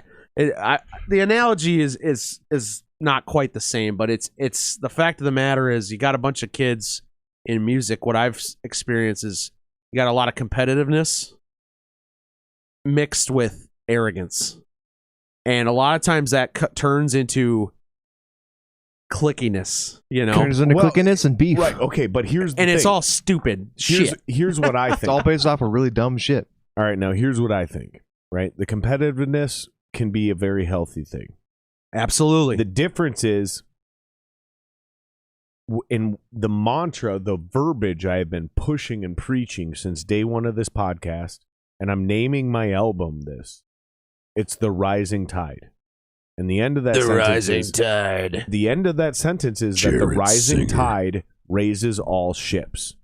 So the better Revenant Soul does, the better this podcast does. The better everybody does. The better this podcast whoever does, it is, right. The better the music scene does. The better the music scene does, the better Revenant Soul does. Well, the better all the bands, not just Revenant Soul, but like all the bands in the scene. I'm just keeping it. You're just using us as the analogy for the point. Yeah. And just I'm going micro as possible. I'm trying to stay. I don't want to get too philosophical and hyperbolic. Like the better Revenant Soul does, the better the scene does. The better the scene does, the better everybody gets. The better out of this that, podcast does. The better this podcast does, the better Revenant Soul does. See, and that's our point. That applies to any band you can possibly think of. Think of it like Joe Rogan. The better Joe Rogan did, the better the LA comedy scene did. Which meant, well, look at now, man. As each comic got anybody more who goes on Joe LA, Rogan becomes successful. Now, like a Tim Dillon, but they also helped Joe Rogan become successful in the first place. Well, Bill Burr going on for 7 consecutive episodes. Bill Burr was established, but I mean, like Tom Segura going on at the beginning. Bill Kreischer telling the machine on Joe Rogan. Absolutely, Bert Kreischer doesn't become Bert Kreischer without going on Joe Rogan. Right, that's what I was going to say. This is what I'm getting at. The rising tide raises all ships, and the clickiness is not healthy. Competitiveness, very healthy. Very healthy. Absolutely. I don't want to distinguish. I want to distinguish the two is not the same. Exactly. Because people are shutting out bands and not allowing them to. Right. Joe and I are do what jealous. All Joe and I are saying, it hurts them. Yep, it does. All Joe and I are saying is that get out and support them all because they could help you out, and you don't even know it. And I'm not saying you have to love every band. I used to want to make a shirt that said, support local music unless it sucks, because it's like fuck your shitty band, dude. Like I'm not gonna go buy your fucking t-shirt and shit. That also hits hard. Okay, like I'm making the point is that, but at the same point, it's gonna make those bands try fucking harder. But I'm not be gonna better. I'm not gonna be a dickhead though. You know what I'm saying? I know what you mean. Like I'm not necessarily like if I see a shit band, I'm gonna be like that's a shit band. And you're just not going to pay for them. I paid to get in, so I guess I did. But you're not going to do it again. I might not. But the point is, but I'm not going to be I'm not going to be a fucking dickhead. Like it's like yes, I didn't enjoy it, and I think that they got to practice more, and I think they suck. But you know what? Those dudes probably or gals probably are just trying to do the same thing I'm trying to do, and they're not quite. They're at a level, and I'm at a level, and we're all trying to get to a different level. So why the fuck would you try to drag them down under you? And let's give them a little bit of asshole. props. Not only that, but let's the fuck out. If they're playing in the same clubs, they are influencing the same fucking people to listen to their shit. Exactly. And not only that, that's a great point. Let me jump on that, but let me say this thing first. Not only what you said is valid, but the fact again that they even played a local live show is a huge accomplishment. Right. That is hard to do, to get 4 or 5 people on the same page to actually get their shit together and book a show and make it to the fucking venue on time and actually play their set. Whether they're good or not, that is fucking hard to do. Right. Like literally your talent is irrelevant in that equation. Yeah. Just simply doing that is a fucking serious deal. Yeah, man. Getting up there, dude. In this town. Yeah. Maybe in Podunk, Idaho. Who cares about them? No, we don't know, dude. But this is Prince's we're not in that this town. This is Prince's town. We're in fucking Minnesota, dude. This is dude. Prince's town where we have had Bob Dylan, Prince, Collective Soul, American Head Charge, Trampled by Turtles. We've had so many prolific Dave Ellefson from Megadeth. Dude. Tommy Stinson, we could spend Minnesota hours listing musicians. Right. It is crazy. This is a Isn't high level town. Or no, what is it? Soul Asylum. Soul Asylum. Yeah. Yep. Dave Perner or whatever his name is. This is a high Those are level great music fucking town. guys. This is a high level music town. So It's got rich history. It's got rich history. Even book a gig at a real venue in this town with a real sound guy like a Joe Spanbauer is something that is incredibly difficult Why to would you achieve. try to tear somebody down because they achieved that? Exactly. Now, you know what it says to they me? Suck. You they are suck, a piece but of crap. They still made it farther than like 7 billion people on this planet. Like, think about that. I think of it like this: if you played at the entry, like, you're doing pretty fucking well. You know, like that's a goddamn accomplishment. You know, and to sit around and actually think you're better than another band while you're still a local act. You're still a local act, but to think you're better than another band who played at the entry or the Turf Club or the Fine Line or, you know, you name it, you're in the clouds. You're in a whole level of arrogance that's not even. It's a big ego trip. It's a big ego trip. It's a huge ego trip. 100%. You know, and I mean, again, we're not losing sleep over this stuff, but we're just talking about it right now. It's like, it's just the fact of the matter is it does exist in our little bubble of our scene, you know. Dude, and there's entire sections of this country that don't have enough talented musicians in the area, not just a city, but the entire region, to even put together one good enough band to play one legitimate show. Yep. Yeah. I personally know people that just because they were the only band in town were able to draw 500 people. Right. Yep. My cousin's got that issue there in was Maryland. 8 musicians in town. Like, 4 of them were good enough Where's to your make a cousin band. from? Maryland. Maryland, yeah. And there's like no scene out there.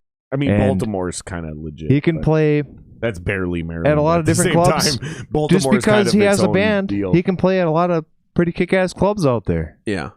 Just because he has a band. Just because he actually has the a scene band. is so much smaller out in Maryland. Yeah. Maybe not Baltimore, but like out in Maryland, the scene is so much smaller than it is in certain areas. You know, like which to put this in perspective for people who aren't from Minnesota, we New York. think You know, we're on one level. You guys got to understand. We're talking to the globe right now. So for people that don't understand what we're talking about, Minneapolis, Minnesota is one thing. And then the rest of Minnesota is its own deal. So think of it like France, right? Paris is one thing, and the rest of France is its own deal. Yeah, of course. That's kind of what you're talking about, and what we're talking about. Baltimore, it's barely even considered Maryland. Yeah, I mean, that's like You know what I mean? that's like New York City and New York State. well, even Two totally any different big things. city is Totally different things. than the whole Two rest totally of the different state as far as economies. music. I mean, my future wife is from Buffalo, New York, and she grew up in Buffalo, New York. She never went to New York City in her life. I've heard this a lot. And from because a you know lot of why? people. She's like, it was 7 hours away. Like, Yeah. we don't just drive there.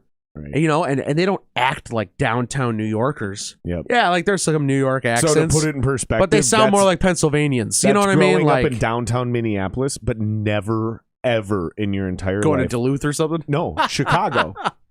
Oh yeah, Chicago. Yeah. Like because Buffalo is very much like Minneapolis. No, it's like I Rochester. I know a dude who lives in Buffalo. No, it's like St. Cloud. No, man, it's like Minneapolis. No, dude. it's not, dude. It is. It is. No, it's not. I've spent dude, more time there than you. Go you to know. Northeast Minneapolis It's not and tell the me same. that's not North. It's more rundown. It's way more rundown, dude. It's older. It's a whole different vibe. It's like it's like okay, St. it Cloud. is older. It is way older. But man. there's a whole other scene in that area. But yeah, And it is completely separate from New York City, which is Completely what our different. actual yeah, that's the point is. we're getting at. Is that it's completely separate from New York City. New York City. If you're a band in New York City, dude, you're probably a fucking national. Same act. thing with Albany. Or Nashville. Hey, how about Nashville? Oh, Like you're in Nashville. Let's get the record straight. Nashville is the only, this is my opinion, and I will fight people to the death. Nashville is the only town in this country that is actually a truly better music town than Minneapolis. I won't disagree with you on that And at I'll all. fight to the I death. agree with over you this. on that. Because LA is Nashville bigger, is not better. First of all, phenomenal music town. We're I know gonna- I got a lot of friends that have actually gonna moved be- to Nashville. we're just gonna be in to Nashville. musicians. Yeah. we're going to be in Nashville at the end of the summer, and I've been looking just into events that are going on there. Dude, like the open mics and stuff. They're not just open mic jams, bro. There's like thousands of people, and it's for guys like us to come on, and they're all elite.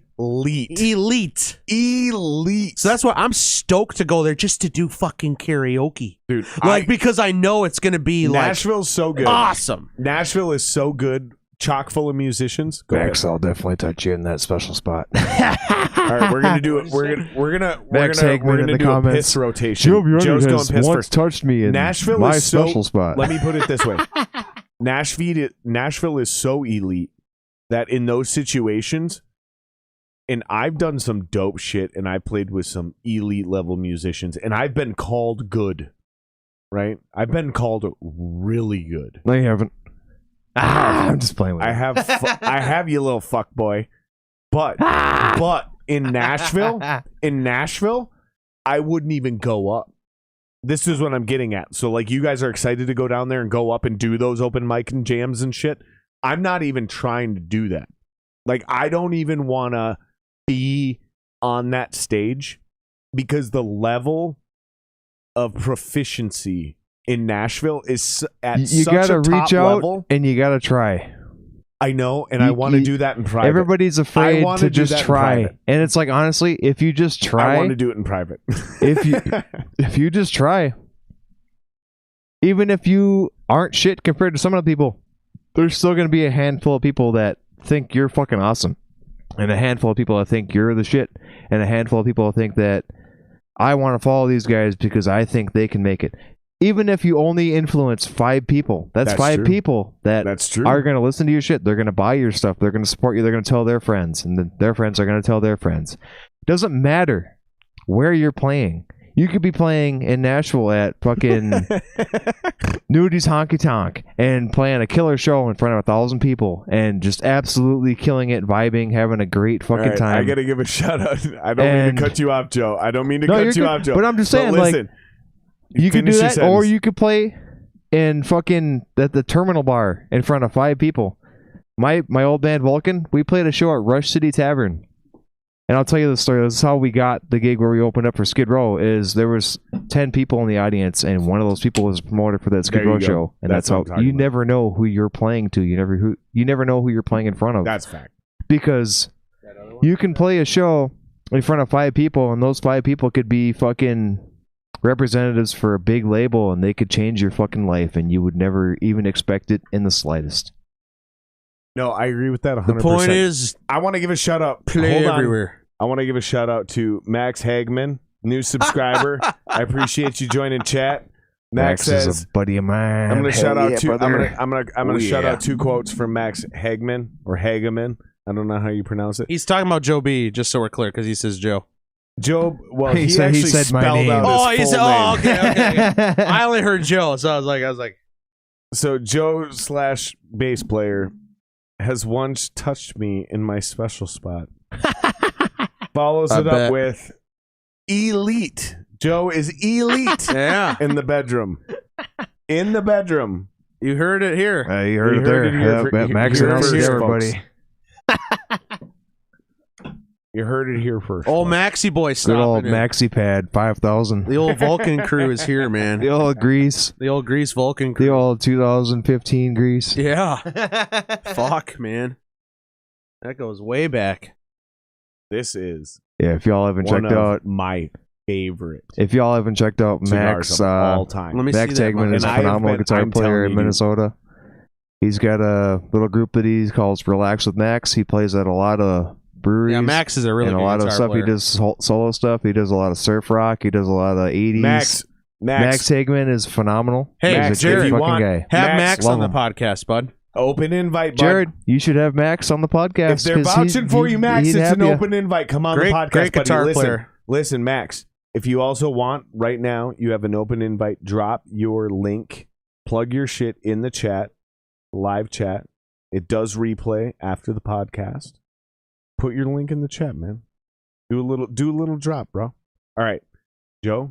Yes. This is one of my favorite cigars that I've ever smoked. What's it called? It's not the most expensive thing I've ever smoked. It's not even close. That's fine. Price ain't everything, buddy. Yeah, I'm judging you off of the price that you paid for these cigars, brother. I'm telling you, man, it's a Classic. punch cigars. This is Sure. the Knuckle Buster. The Knuckle Buster. Yeah, that's what it's called. It's the Nut Buster. It's a pure Habano, meaning the wrap is a Habano leaf, the binder is a Habano leaf, and the filler is a Habano leaf. So it's a triple Habano. And dude, this. In fact, I'm about to put this one out and save this one for later. This little nub. I'm gonna save this for later. That's where nub cigars came from, because guys like me like to put these out and then save them for later. This, I'm about to fire up this version, or mine. But dude, I'm telling you, dude, if you want one more, that is. I appreciate it. Thank you. This is my jam. This is like.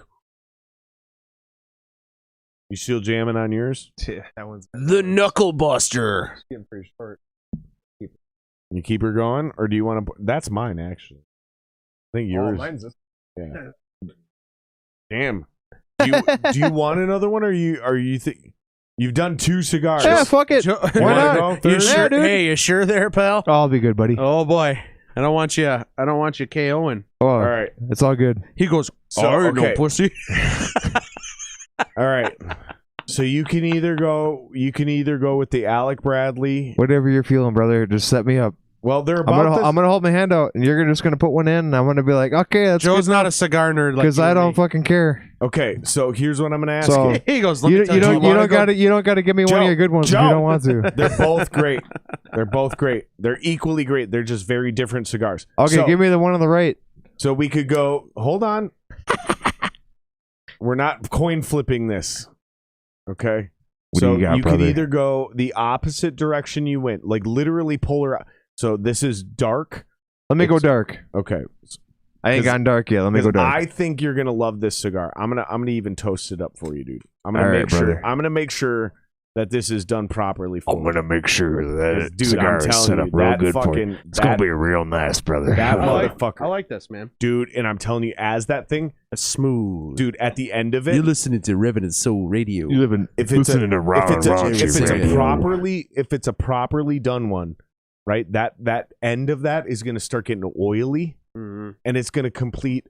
It's a completely Hey, different Joe. experience. We should send him Stay Away From Me. Yes. Can we email send me you a another text. tune Let's there, play another bud? tune. All right. All right, I'm gonna cut this Alec. So this is you're gonna smoke an Alex Bradley or Alec Bradley. This is the American Sun Grown Blend. This is an American company. Okay, it's a Maduro. Okay, and this is the Sun Grown Alec Bradley. I really love this cigar. This is a great, and I mean great cigar. Like I am a huge fan of this cigar.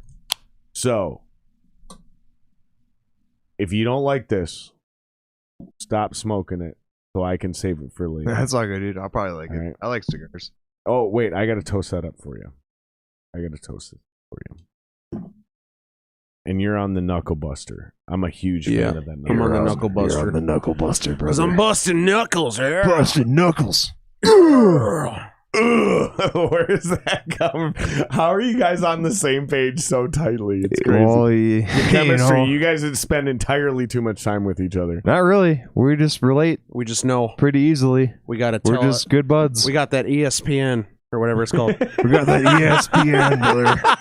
We're on ESPN 8, movie the is that Ocho. from? It's not. We're going to play some It's No, dodgeball. it is. It's No. literally in a movie. Well, I didn't get it from a movie. I got ESPN. I'm telling you, there's gonna be a fucking a balloon that comes over that mountain. No, my coworker used to say that to me. Mountain, brother. He go, you got that ESPN. You know what's happening before it happens. And then he go, That's he would from say, a movie. I'm no, telling you, dude. well, he didn't get it from a movie. I promise you, this guy's like 65. He didn't get it from a fucking movie. Where's Brad Stoliker in chat to back me up on these fucking crazy old man Oh, references? probably sucking wieners.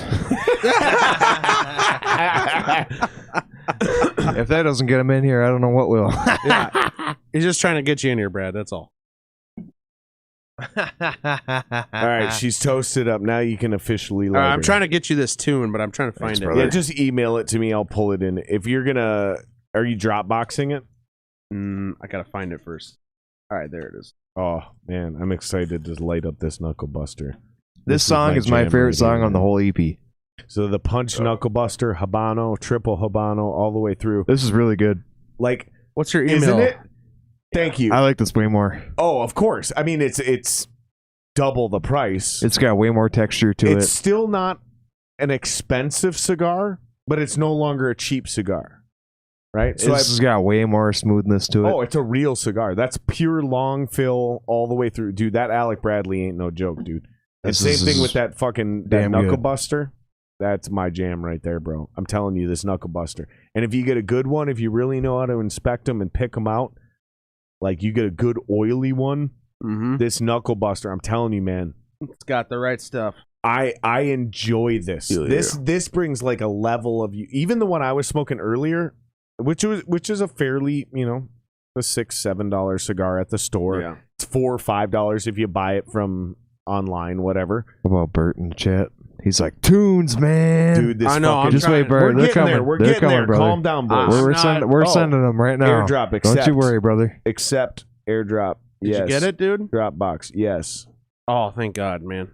I did not want to send it. The chorus on this song. I just sent it to your message. Is just Productions slamming. Like Wally just totally nailed the chorus on this song, and I'm so stoked about this song, dude. So apparently, you guys decided to cover a Godsmack song.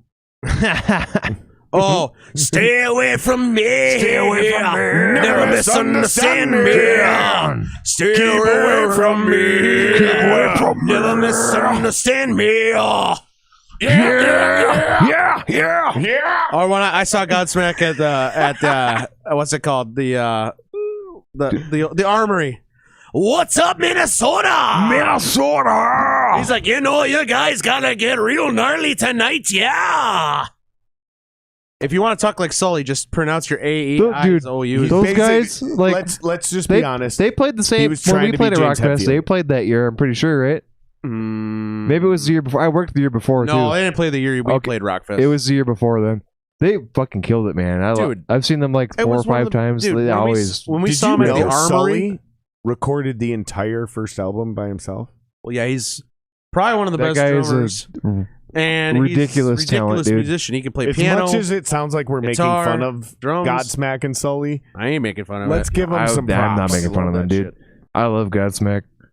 I ain't too proud to admit that shit. Fuck that, dude. Oh, I fucking love Godsmack. As a teenager, not the one who's let me put it this way. away. As a teenager walking home from school, in middle school and high school, and you had nothing but pussy alternative rock music polluting the airwaves, and then Godsmack showed up, it was like, heavy music is back!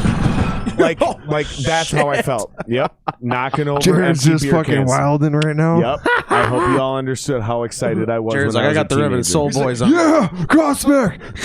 Yes! Take your jobs! And now here's Imagine Dragons. Cumulus Media. Oh, don't even get me started. Oh. So, okay, I got it on the phone here, see? Alright, how do I fucking send this? Oh shit, where'd it go? You sent me this tune, and now I can't fucking find it. I literally sent it to you to text message. No, I know, but I accepted it via Dropbox.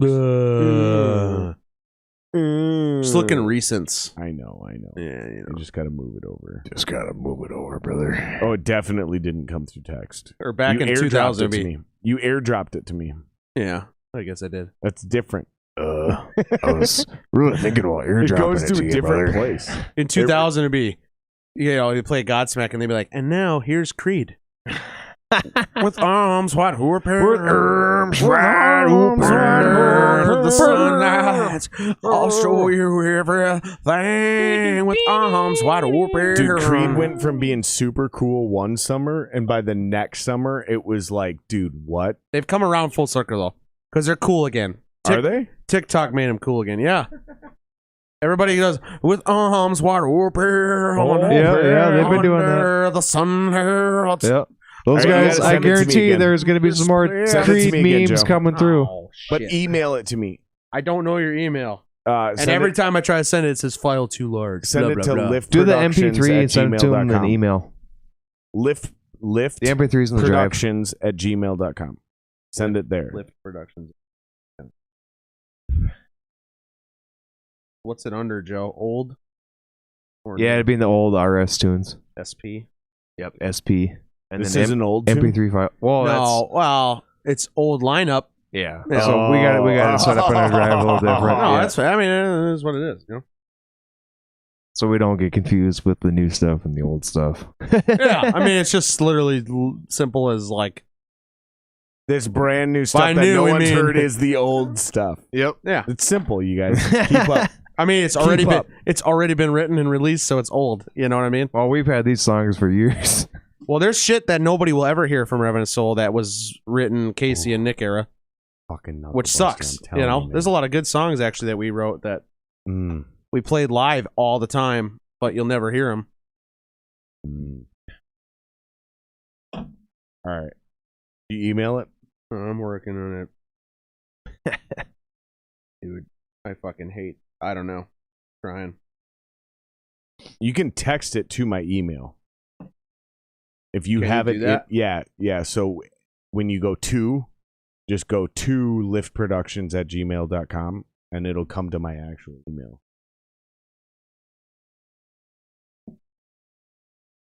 It'll definitely work if you do it that way, I promise. I'm like I'm super excited to play this song. I'm like half tech savvy and half not. You know, like I'm pretty tech savvy. Like I'm pretty good with shit, but I'm also like I know exactly. there's what you're trying moments to where say. I'm just a dumbass. Like I know exactly what you're trying to say. Smartphones make me feel dumb. yeah. Like why I can't send a big file to you. You know what I mean? It's like Lift Productions. Yep, that's my old booking company. I used to book shows about 10, 15 years ago.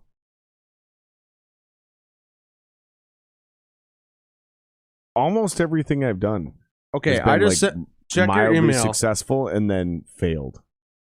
Like the story of my life. That was Lift Production. We booked a lot of dope shows, Failure. but we just couldn't be profitable.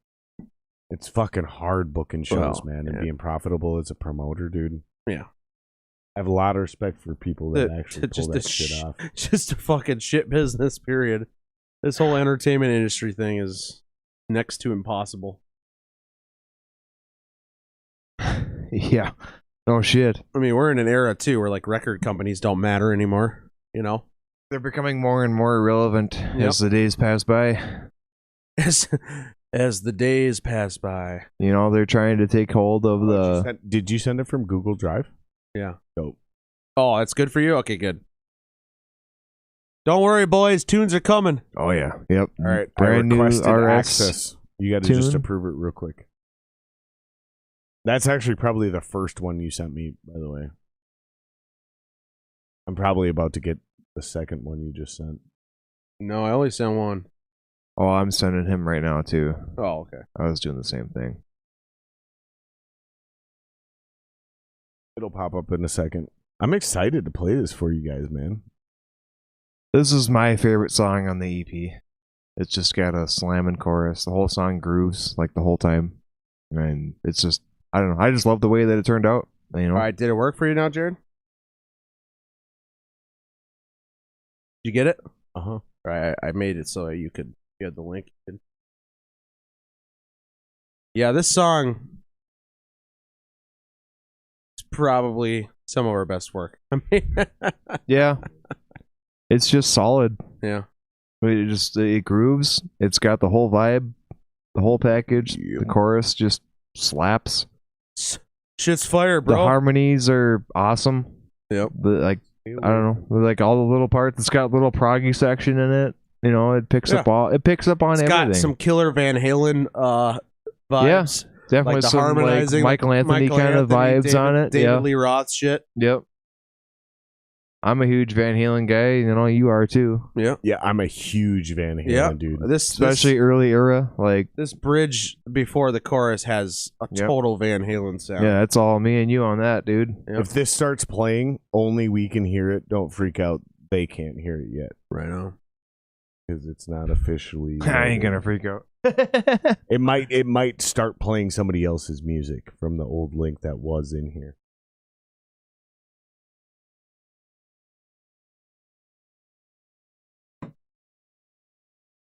All right, let's get this fucking cipher. Fuck yeah, bud. Hey, if any of you people in the chat have questions, ask us. Yeah. Fucking Reach throw out. your comments and So, questions in the chat, dude. I mean- We're just hanging out. This is not an interview. Yeah, If you guys are tuning in looking for like your typical Jared Singer interview, get to know, they've already been on the podcast. Well, Joe hasn't, which is why we're trying to get to know him as well. But we're not doing an interview. This is a hang. This is a party. Like, good time. like they're doing a good time.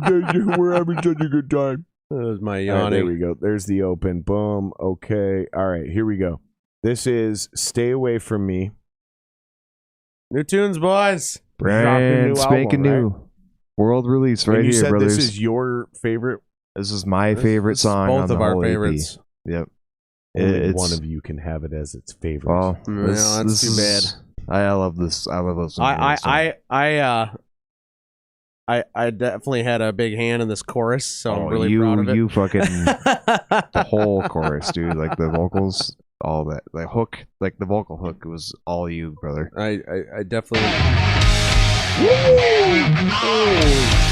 Fuck. That was so loud. Woo! I thought somebody got shot. Holy.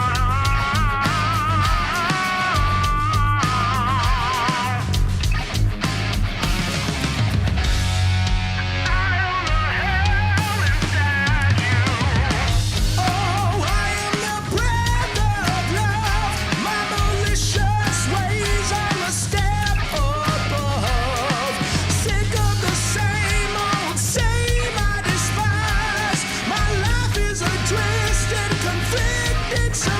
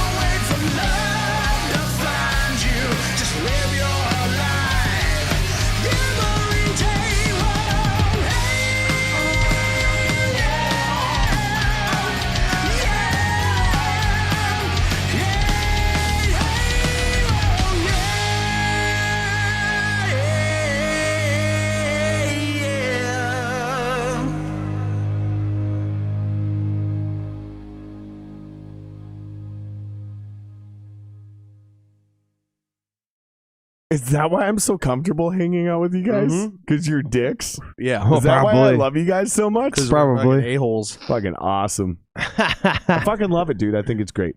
I think it's absolutely phenomenal. And I hope everybody else hears and sees what I hear. Because I think you guys are absolutely top-notch. Thanks, Bert. That means a lot, brother. Yeah, Wally definitely nailed the production on the whole fucking EP. You guys definitely got to check her out. Yep. Well, it's going to be on YouTube. You guys can listen to it for free, you know. Yeah. You don't have to download it, you know, if you don't want to, but... You certainly can. You can. If you don't, you know. Make sure to stream it, though, because those streams, we see all that, and we love seeing it. Yeah. And the best and easiest thing to do is, like you said, it doesn't cost any money to just stream it. So when you're going to bed, fucking, as much as you love it, doesn't matter. Right. Throw it on. Absolutely. Turn the volume down. Turn your phone over and go to bed. You're at least supporting. Just let it stream all night. I mean, at some point, we actually do see a little bit of income out of that. Actually, like it ain't much, but we do see a little bit of coin. So stream it. It helps. It only helps us make more music. That's all. And honestly, the same thing's true with we ain't living off of it. Let me put it that way. Yeah, same thing's true with the podcast. We're all working. Go on your fucking computer. Go on your laptop. Hit play on the Jared Singer Extravaganza. Hit mute and go to bed. Like, if you really want to support people, if you're a real fan, these are cheats. These are hacks you can do. So it doesn't matter how much you love and do genuine support. These are things you can do on the back end that require zero effort. Yep. Yeah. Zero effort. On Twitch, they call it a lurk. Keep rolling. Just lurking. A lurk, yeah. Have the volume nice and low and just play the shit over and over. You get views, you know. It really supports a lot. That's what it's called, a lurk, huh? Yep. I'm lurking. Yeah. If you go on Twitch, if you're on Twitch, straight lurking, motherfucker. Do exclamation lurk, and they will appreciate the fuck out of you on Twitch if you do that shit. Yep.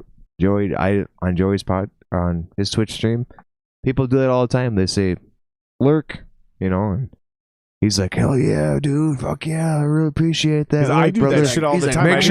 Make sure the volume is still on, nice and low, so it still counts.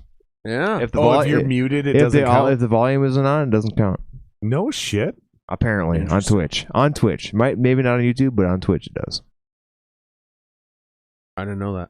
I didn't know that either. I'm not big on Twitch yet. I didn't know that either. I don't really know Twitch very well yet. I have been getting into that shit since we started talking about it, and yeah, that's a thing. We're gonna be doing a whole. Joe and I are gonna do like Twitch. We're gonna do YouTube. We're gonna do all that shit. TikTok. You should. Yeah, everyone should. We got the whole setup to do it now, and it's gonna be sick. I'm really stoked about it. We're just gonna hang like this. Just dumb jackasses. But we're gonna be playing music a lot. Playing music. You know, having a good time. So more of the Sweaty Pedals vibe, where the music is integrated and it's a part. We're not going to be playing video games. We're going to be. I think the music's going to be more. Oh, you're not playing video games. No, nope. You're going to do music. We're going to be doing covers and the originals and putting on like little shows. Brilliant. Yeah, we're not going to be doing. Make sure you guys do. I'm not a gamer personally. Like it's going to be like music oriented. So make sure you guys do like a Restream.io. And pay the $20 a month for it, because where you guys are really going to kill it, because of the talent level that you guys have, is not only do Twitch, but simultaneously also do that to Reddit and other websites like that. Yep. Yeah. I know Discord. I have Reddit. A lot of that stuff is because Restream will allow you to upload one thing to Restream, and then Restream will put that on Twitch, Facebook, YouTube, Reddit. And when you pay for the premium, it's like Linktree, but it actually automatically sends it to and it's real social platforms. And it's live. Yeah. So when you're doing your live streams, you can do it to multiple platforms at once, because that's where you're going to actually make your money. Yeah. Because you're right. You might only make $16 on Twitch that day, but if you make $16 on YouTube and you make $16 on Reddit. $16 is better than nothing, buddy. It's better than no bucks, brother. Yeah. Now all of a sudden you just made $100. Yes, $16 better than no bucks. Kid seats are still just $5. $5. We're talking. We sound like a fucking Metrodome monster truck rally. That's exactly what I was doing. Kid seats are still just $5. $5. $5, brother. For a limited time only. $5. Sucker Punch EP, $5. Sucker Punch EP, $5. Speaking of, with your EP dropping on Black Friday. Oh yeah. By the way, we're also doing 50% off on all merch on our website.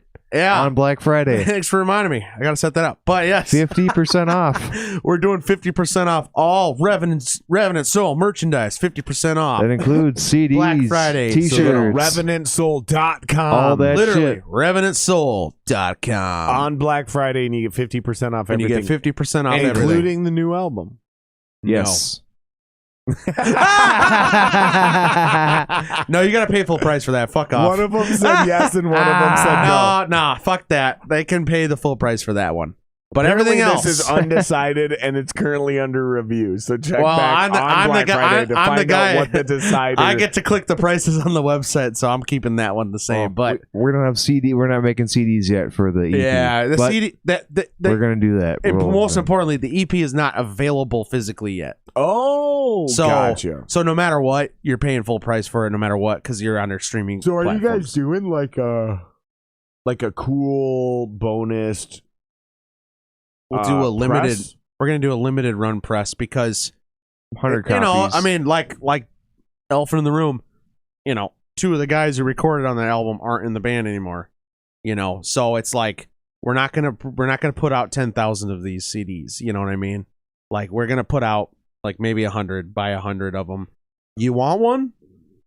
You can I'm have gonna get one. Honestly, is what you guys should probably do is an NFT. You guys should probably do an NFT That's definitely version of something it. we'll have to think about. NFTs are definitely on the trend, and people are eating that shit up for especially with the idea that it's a limited, very exclusive digital version of this with the last version of that lineup. It's a smart move. You figure out a way. I'm sure we'll.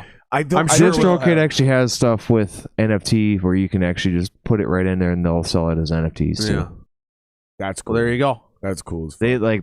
They're I'm sure we'll do it all, you know. But like the limited. First of all, I want a copy of the CD for myself. I want one. You know, you'll get one. I think I get one. You'll get one. I think I get one. But like, I think I get one. I don't know I should deserve one or get one, but I feel like I've earned one. I think I should have. You'll get one. Oh, and fuck we'll boys. give you one, brother. And fuck boys, what's up with my T-shirt? How come I don't have a fuck yeah bud T-shirt to wear on every other podcast? $25. No, man, it's free promo. Y'all don't understand the value of I think advertising. we can cough up you a get a FYB Sucker Punch shirt. EP. How about that? I think we'll cough up a fuck yeah bud shirt for Jared. I think the fuck yeah bud shirt is smarter promo for your band. I was gonna bring you some merch, and then I mentioned it. Yeah, and then I went, "Fuck that guy." Fuck that guy. I was like, "Yeah, Jared's an asshole." So no, I just was like, I forgot. What am I wearing tonight, by the way? I don't know, man. Oh, Cher Guevara. You got your Mark Zuckerberg gray T-shirt on. Cher Guevara. Fucking lizard. He's like, that's what this is. gray It's T-shirt, Cher no Guevara. eyebrows. You see it? It's Cher Guevara. You know what? We'll get you a fuck yeah bud T-shirt. What size are you? Large? Somewhere between a medium and a large. It depends on how you printed them. I think we have large. I'll get you a large. No, it's a nice T-shirt. It's really soft, sweet fabric. Quality, man. Like really nice quality. I just meant how sizing works. Like sometimes I'm a medium, sometimes I'm a large. You're probably If a it's large. with pre-washed, these You're ones, probably a large on this shirt. I'm sorry, if it's pre-shrunk, then I'm probably a medium. If it's not pre-shrunk, then I'm definitely a large. I think it just I think judging you'll- off I of think your you'll be a large, body, brother. the large will fit you well. And it's Plus, if I get it's a sweet jacked, shirt. then I'll fill it out. If I start looking because you know why? Bjornrud over here. Because you are Built different.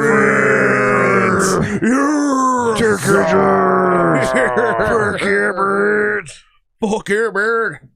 Oh, I need it. Get some. Yeah. Yeah, I'm not a big fan of just straight whiskey. But here he is. Even though I'm drinking straight whiskey. Here he is. Because here's what I'm a fan Greasing of. with the boys. Is- He's about to get mean. No. He's about to get sleazy. He's about to get Sipping greasy. a little bit of whiskey. He's about to get after it. But I gotta He's have about that to fuck pickleback. around. But I gotta brothers. have that pickleback, so I gotta go get myself a little bit of pickle I'm all about juice. thinking about pickleback and I'll that, be right back. I'm gonna man. be right back. Pickle juice with whiskey is a good thing. I love pickle juice with whiskey. I'm sure And if you, it I'm makes sure me you a do like basic that pickle bitch- juice, brother. Oh, motherfucker. This motherfucker over here. This motherfucker over here shooting shots, making them fired over the top, across the bow, warning shots, have been fired. Yeah, I like me some pickle juice, baby. Yeah, baby. Yeah, baby. I like me some pickle juice. Mm-hmm. I'll be right back. I gotta go grab a little bit more pickle juice. Yep. You guys discuss amongst yourselves. How do you guys feel about the Kyle Rittenhouse trial? Oh, Jesus. Why would you open that can of worms? You dick. Well, because I did an entire podcast last night on it. I'm not going there. No. No, because it just is too much. No, dude, I'm going to be honest. I think it was all self-defense. Yeah. That's all I got to say about it. Me too, how about Bert in the chat? I have 30 million plus NFT Bitcoin stock. Make NFT big, then I'll buy stuff. Hell yeah, brother. Well, Bert, you know that NFT's gone on the fucking trend and everybody's getting on that shit right now. It is a big deal, especially with TikTok. People want to buy that shit and they want to make their own money off of it, you know? And if they're making money off it, then we're making money off of it because it's still our fucking product, you know? Yeah. Because people are going to want to buy the NFT product to be able to use it.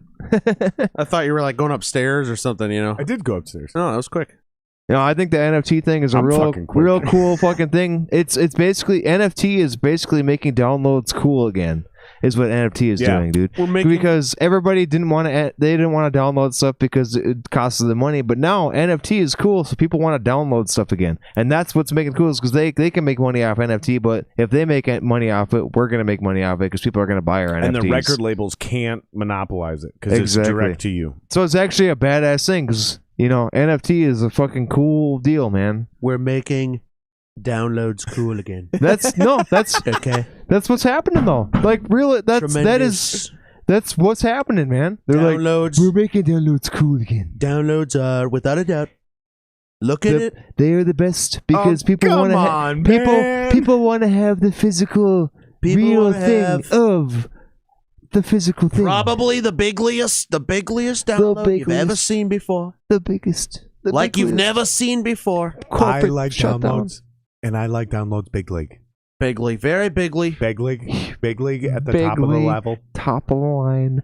Big league downloads. Don't download my fucking NFT music. is making downloads great again. These fucking NFTs are going to ruin the yeah, the walk-in.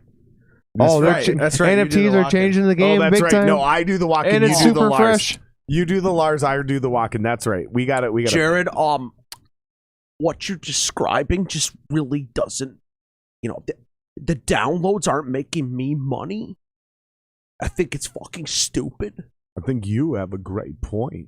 Well, in your rhetoric, it's on a very specific point. You're doing a great job. Keep going. Keep going. They're making downloads relevant again. Jesus Christ. We got Bubbles. Bubbles, I didn't expect you to come to the conversation, but I'm glad you're here. Yeah, I don't know what the fuck that is. It's because we're getting crazy and we're feeling the vibe, brothers. It's what it's all about. It's about having a good time and having fun with your buddies. It's like we've got so many different voices up in here tonight, and we're just trying to put on a fucking show. Like a good fucking podcast. And these four guys that have been here the whole time. Shout out to these fuckers. This fucking Bert, fucking assholes. And Scotty, Bubbles. And fucking... I love you. All the motherfuckers. Money. Bubbles. They're just fucking great. Lars room to breathe. You know, he's got a great point, you know. Tremendous point. Actually, I think that... Donald, you weren't called on. Hold on. Somebody else is joining the chat. Hold on. You're talking tremendous with the... Oh, we'll hold on. Hitler is joining the chat. Oh, Jesus. Offline this Nines! Your Nines listening! Oh, Jesus. Hold on. I got another guy joining. Jared's getting greasy. He's getting... Boy. My boy, Jared. Boy, you've been drinking too much of that whiskey there, boy. It's the wrong word. Bobby, you drink too much whiskey. God damn it, Bobby. Oh, come on, Dad. Come on, Dad. Wait, somebody's joining the chat. Who is this? Peter. I think Peter Griffin is joining chat. I think Cartman joined in. Hold on. Peter Griffin's got to talk first. I think that's really fucking stupid. And now here's Eric Cartman. Hey! You guys can suck my balls. That is an elite level Cartman. That is an elite level Cartman impression. That is so good, dude. I actually got a pretty good Schmeagle. Do it. My precious Joe's my precious. That's actually not bad. Not bad. My beautiful Joe's. Oh, my precious. Precious. The way you strums and you sings, it gets me so horny. It's almost Jar Jar Binks. Maybe you shouldn't get too excited here.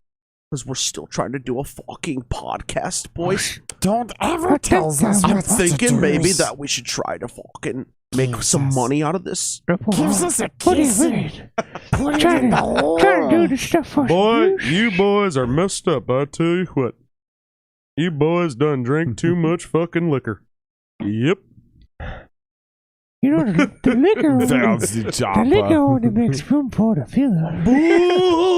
And I was really thinking about making sure that paper boy's got some time for my You gotta work add in. today. You need more lisp. That's a perfect impression, but you need a little bit more.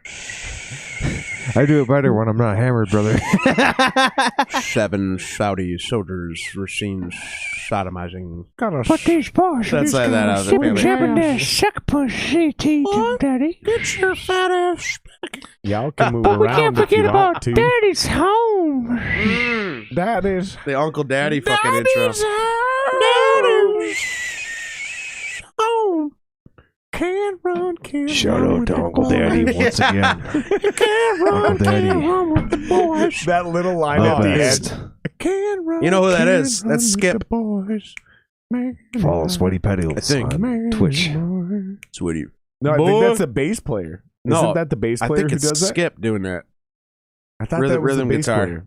I think it's Skip. I think Joey, Skip. confirm. Joey, come on. He's probably streaming still. Yeah, he's on stream, bro. He's on stream. He's like, "What's Joey up, Moynihan dudes?" jumping into this He'll chat. chime in tomorrow because he'll be like, "Heard you guys were talking about me. I'm chiming in." Yeah, Joey, we were talking about you and your fat dick. He's like, yeah, I got a fat dick. That's it. And that's it. That's it. And ended the conversation. Yup, I got a fat dick. All right, moving on. Boy, Confirmed. what the hell are you talking about? Fat dick confirmed. Let's move on. Dude, when I worked at Guitar Center, speaking of fat dicks. Boy, what the hell are you talking about? Boy, you best not be talking about yourself When I worked again. at Guitar Center, and this is now made We it- know you ain't talking about yourself. This has legitimately made it into the music scene. This is from Guitar Center, Mark Oslin. We're walking by each other, and Mark Oslin would be like, "Hey, dude, nice dick." And literally, the only proper response was, "Thanks, dude. Grew it myself." That was it. That was the beginning and the end of the entire interaction. Hey, dude, you're just walking past each other. You're working. Hey, dude, nice dick. Thanks, dude. Grew it myself. Move on with your day. That shit is straight up in the music scene now. Like this is Well, what I loved about music. Guitar Is the Center. chat getting gnarly? Oh, is Bert. chat lighting up? This is why I'm here, boys. Are getting hammed up. This is the type of content you tuned in for. He was waiting for the grease, and the grease is coming. Boy, I tell you what. Now that you've tuned in, we can really get greased up. We can get all sloppy, 'Cause we boys. sell podcasts and podcast accessories. We sell podcasts and podcast accessories. Oh, come on, Dad. I'm telling you, boy. Yo. We'll be selling them podcast Boys. accessories. I work right. for Strickland Podcast. Look at that. Let's Whole finish- case we down, drank the whole brothers. case. All right, let's wrap this up. Let's finish these guys All off podcast. We'll hang up for a few more minutes off podcast. Guys, if you guys like this, I appreciate you guys so much. Thank you for all you guys subscribing and hanging out with us in chat. Please don't unsubscribe, obviously, because we're still in that grind to 1,000 subscribers. That's when I finally get paid by Google just for you doing what you're doing right now, hanging out and watching, right? But we got to get to 1,000 subs before Google will cut me a paycheck. So, for real, keep subscribing, keep hitting like, don't unsubscribe. Do all the things we talked about tonight. Make sure you guys go follow these boys. Go to RevenantSoul.com. RevenantSoul.com. Go to their website. Black Friday, get some first. merch, brothers. Go to what? Here's what. This is the new mantra, and I need every local band to start literally understanding this script. Go to RevenantSoul.com, and from there, you can follow them on all of their social media platforms, including Joe and Joe individually. Go to RevenantSoul.com. You guys have a big promo coming up Black Friday, this Friday. Absolutely. On all streaming platforms, the new album, Sucker Punch, is not Sucker Punch. Sucker Punch. Sucker like Punch. that movie with all the hot chicks and a bunch of makeup Punch. that were doing a bunch of weird, crazy kung fu fighting. Yeah, Sucker Punch. Revenant Soul is available this Friday on all streaming platforms. If you guys want to follow them, their links are in the description down below. And if you guys want to follow me and hear me say a bunch of dumb shit not related to the podcast, everything is Jared Singer Live. Follow me wherever you want. Join the Patreon at patreon.com/Jared Singer Live. Much love. Thank you guys for doing this. You motherfuckers better Fuck yeah. follow Jared. This has been YouTube. a great. All you gotta do Hey, is press a button. What do we say? We were going to come on here and we were going to have a good time, and that was Isn't that. this exactly what we talked about at your show? I said we're going to come. You said I said Joe and I are going to come on. We're going to be a bunch of jackasses. and what have we done? that's We exactly were a bunch of we've been jackasses, jackasses. but we had fun and we had a good fucking And time. we've been talking Yep. about you coming on your own for a while, Yeah. which I still Well, want to do. you wanted me to come on my own. I said, fuck that. Let's have Joe come on. Well, and we talked with us. We actually both brought it up. We both You were do talking have about. to come on by your own, Yeah. because we're gonna do basically an entire podcast where you're doing Lars and I'm doing walking. But then I think that's a really good idea, Jared. I just, we could make a lot of money off of it. It could be really profitable, unlike when Napster tried to fuck me out of that. So, yeah. That's all I gotta say. the idea is so brilliant. We're gonna do it, and we're gonna figure out a way as to how. It's just gonna be the two of us doing an entire podcast like this. It will be absolutely what he said, brilliant. I mean, what the Because fuck? you're a genius. What the fuck do you want from us? And then you and I are gonna have a normal. You know, you podcast. gotta have a fucking party the whole time. Joe's just like, Jesus Christ, boys. Jesus Christ. Fucking kidding. Fucking shit. Fucking decent. For real though, I guys. think that was I pretty love you guys fucking so decent. much. I appreciate What you does the guys. chat think? And I genuinely apologize for taking the last few weeks off, man. But I had to get serious about drums. I had to like stop everything else in my life and just play drums every day. Boy, don't apologize. And I'm back now. Boy, I'm back now, though, motherfuckers. Like, here's the thing. I may not be everybody very knows you're good. back, brother. I may not be very good, but I'm fucking dope. And I'm stealing that line from Sean Hey, Ware. I'll Shout out to I'll Sean take my Ware. laugh back. You're in the audition sheet, all right? You're in the audition, But I won't brother. laugh at you this time. I'll send you. I'll play you a couple things before you boys. All right, because we all got right. some guards to finish anyway. We're All Joe right. and I are just brutal. That's Like, subscribe, share. Seriously, the share thing is, I think, one thing we haven't really hit hard enough. Like, subscribe, and share this. Like, literally, Share hey, with your you buddies. like Revenant Soul? Share this podcast. You're a fan of me? Share this podcast. Start telling people, because word of mouth is the number one way for this. Don't be motherfucker part to of the spread like a clique. virus. Even if you only got 2 likes, people are gonna click that link. Yeah, and Fuck we yeah. wanna- They're gonna see how stupid it is. and we want to make it spread. 2 of them might think more it's dumb as fuck, effectively than but the who knows? coronavirus. Maybe 5 or 6 of them might think it's cool, and they might, follow through. They with might some tell their stuff. friends. They Isn't might it tell their weird? friends. Isn't it weird how like we want to be viral, but we're super worried about a virus right now? But that's a trending word. Like, Viral. make us go viral. Some of us Just are. the Virus. same way coronavirus is. Oh, did we address the sunglasses, by the way? No, no, we didn't. The Okay, point don't. of- We're the just point all of the- greasy. The point of the sunglasses is not No, to address the yeah, sunglasses. don't address them because we're gonna mute it and we're gonna hit in the outro. Boys, this was a blast. All right, brother. Hit these motherfuckers up. Links are in the Hey, description. one more time for the boys. Empty beers. Can run with the boys. Yeah, Fuck yeah, buds. We love you, motherfuckers. All right, like, subscribe, share, follow them on social media. Go to revenantsoul.com. Black Friday, Sucker Punch releases. Pre-order it. Do whatever you got to do. Pre-save it to your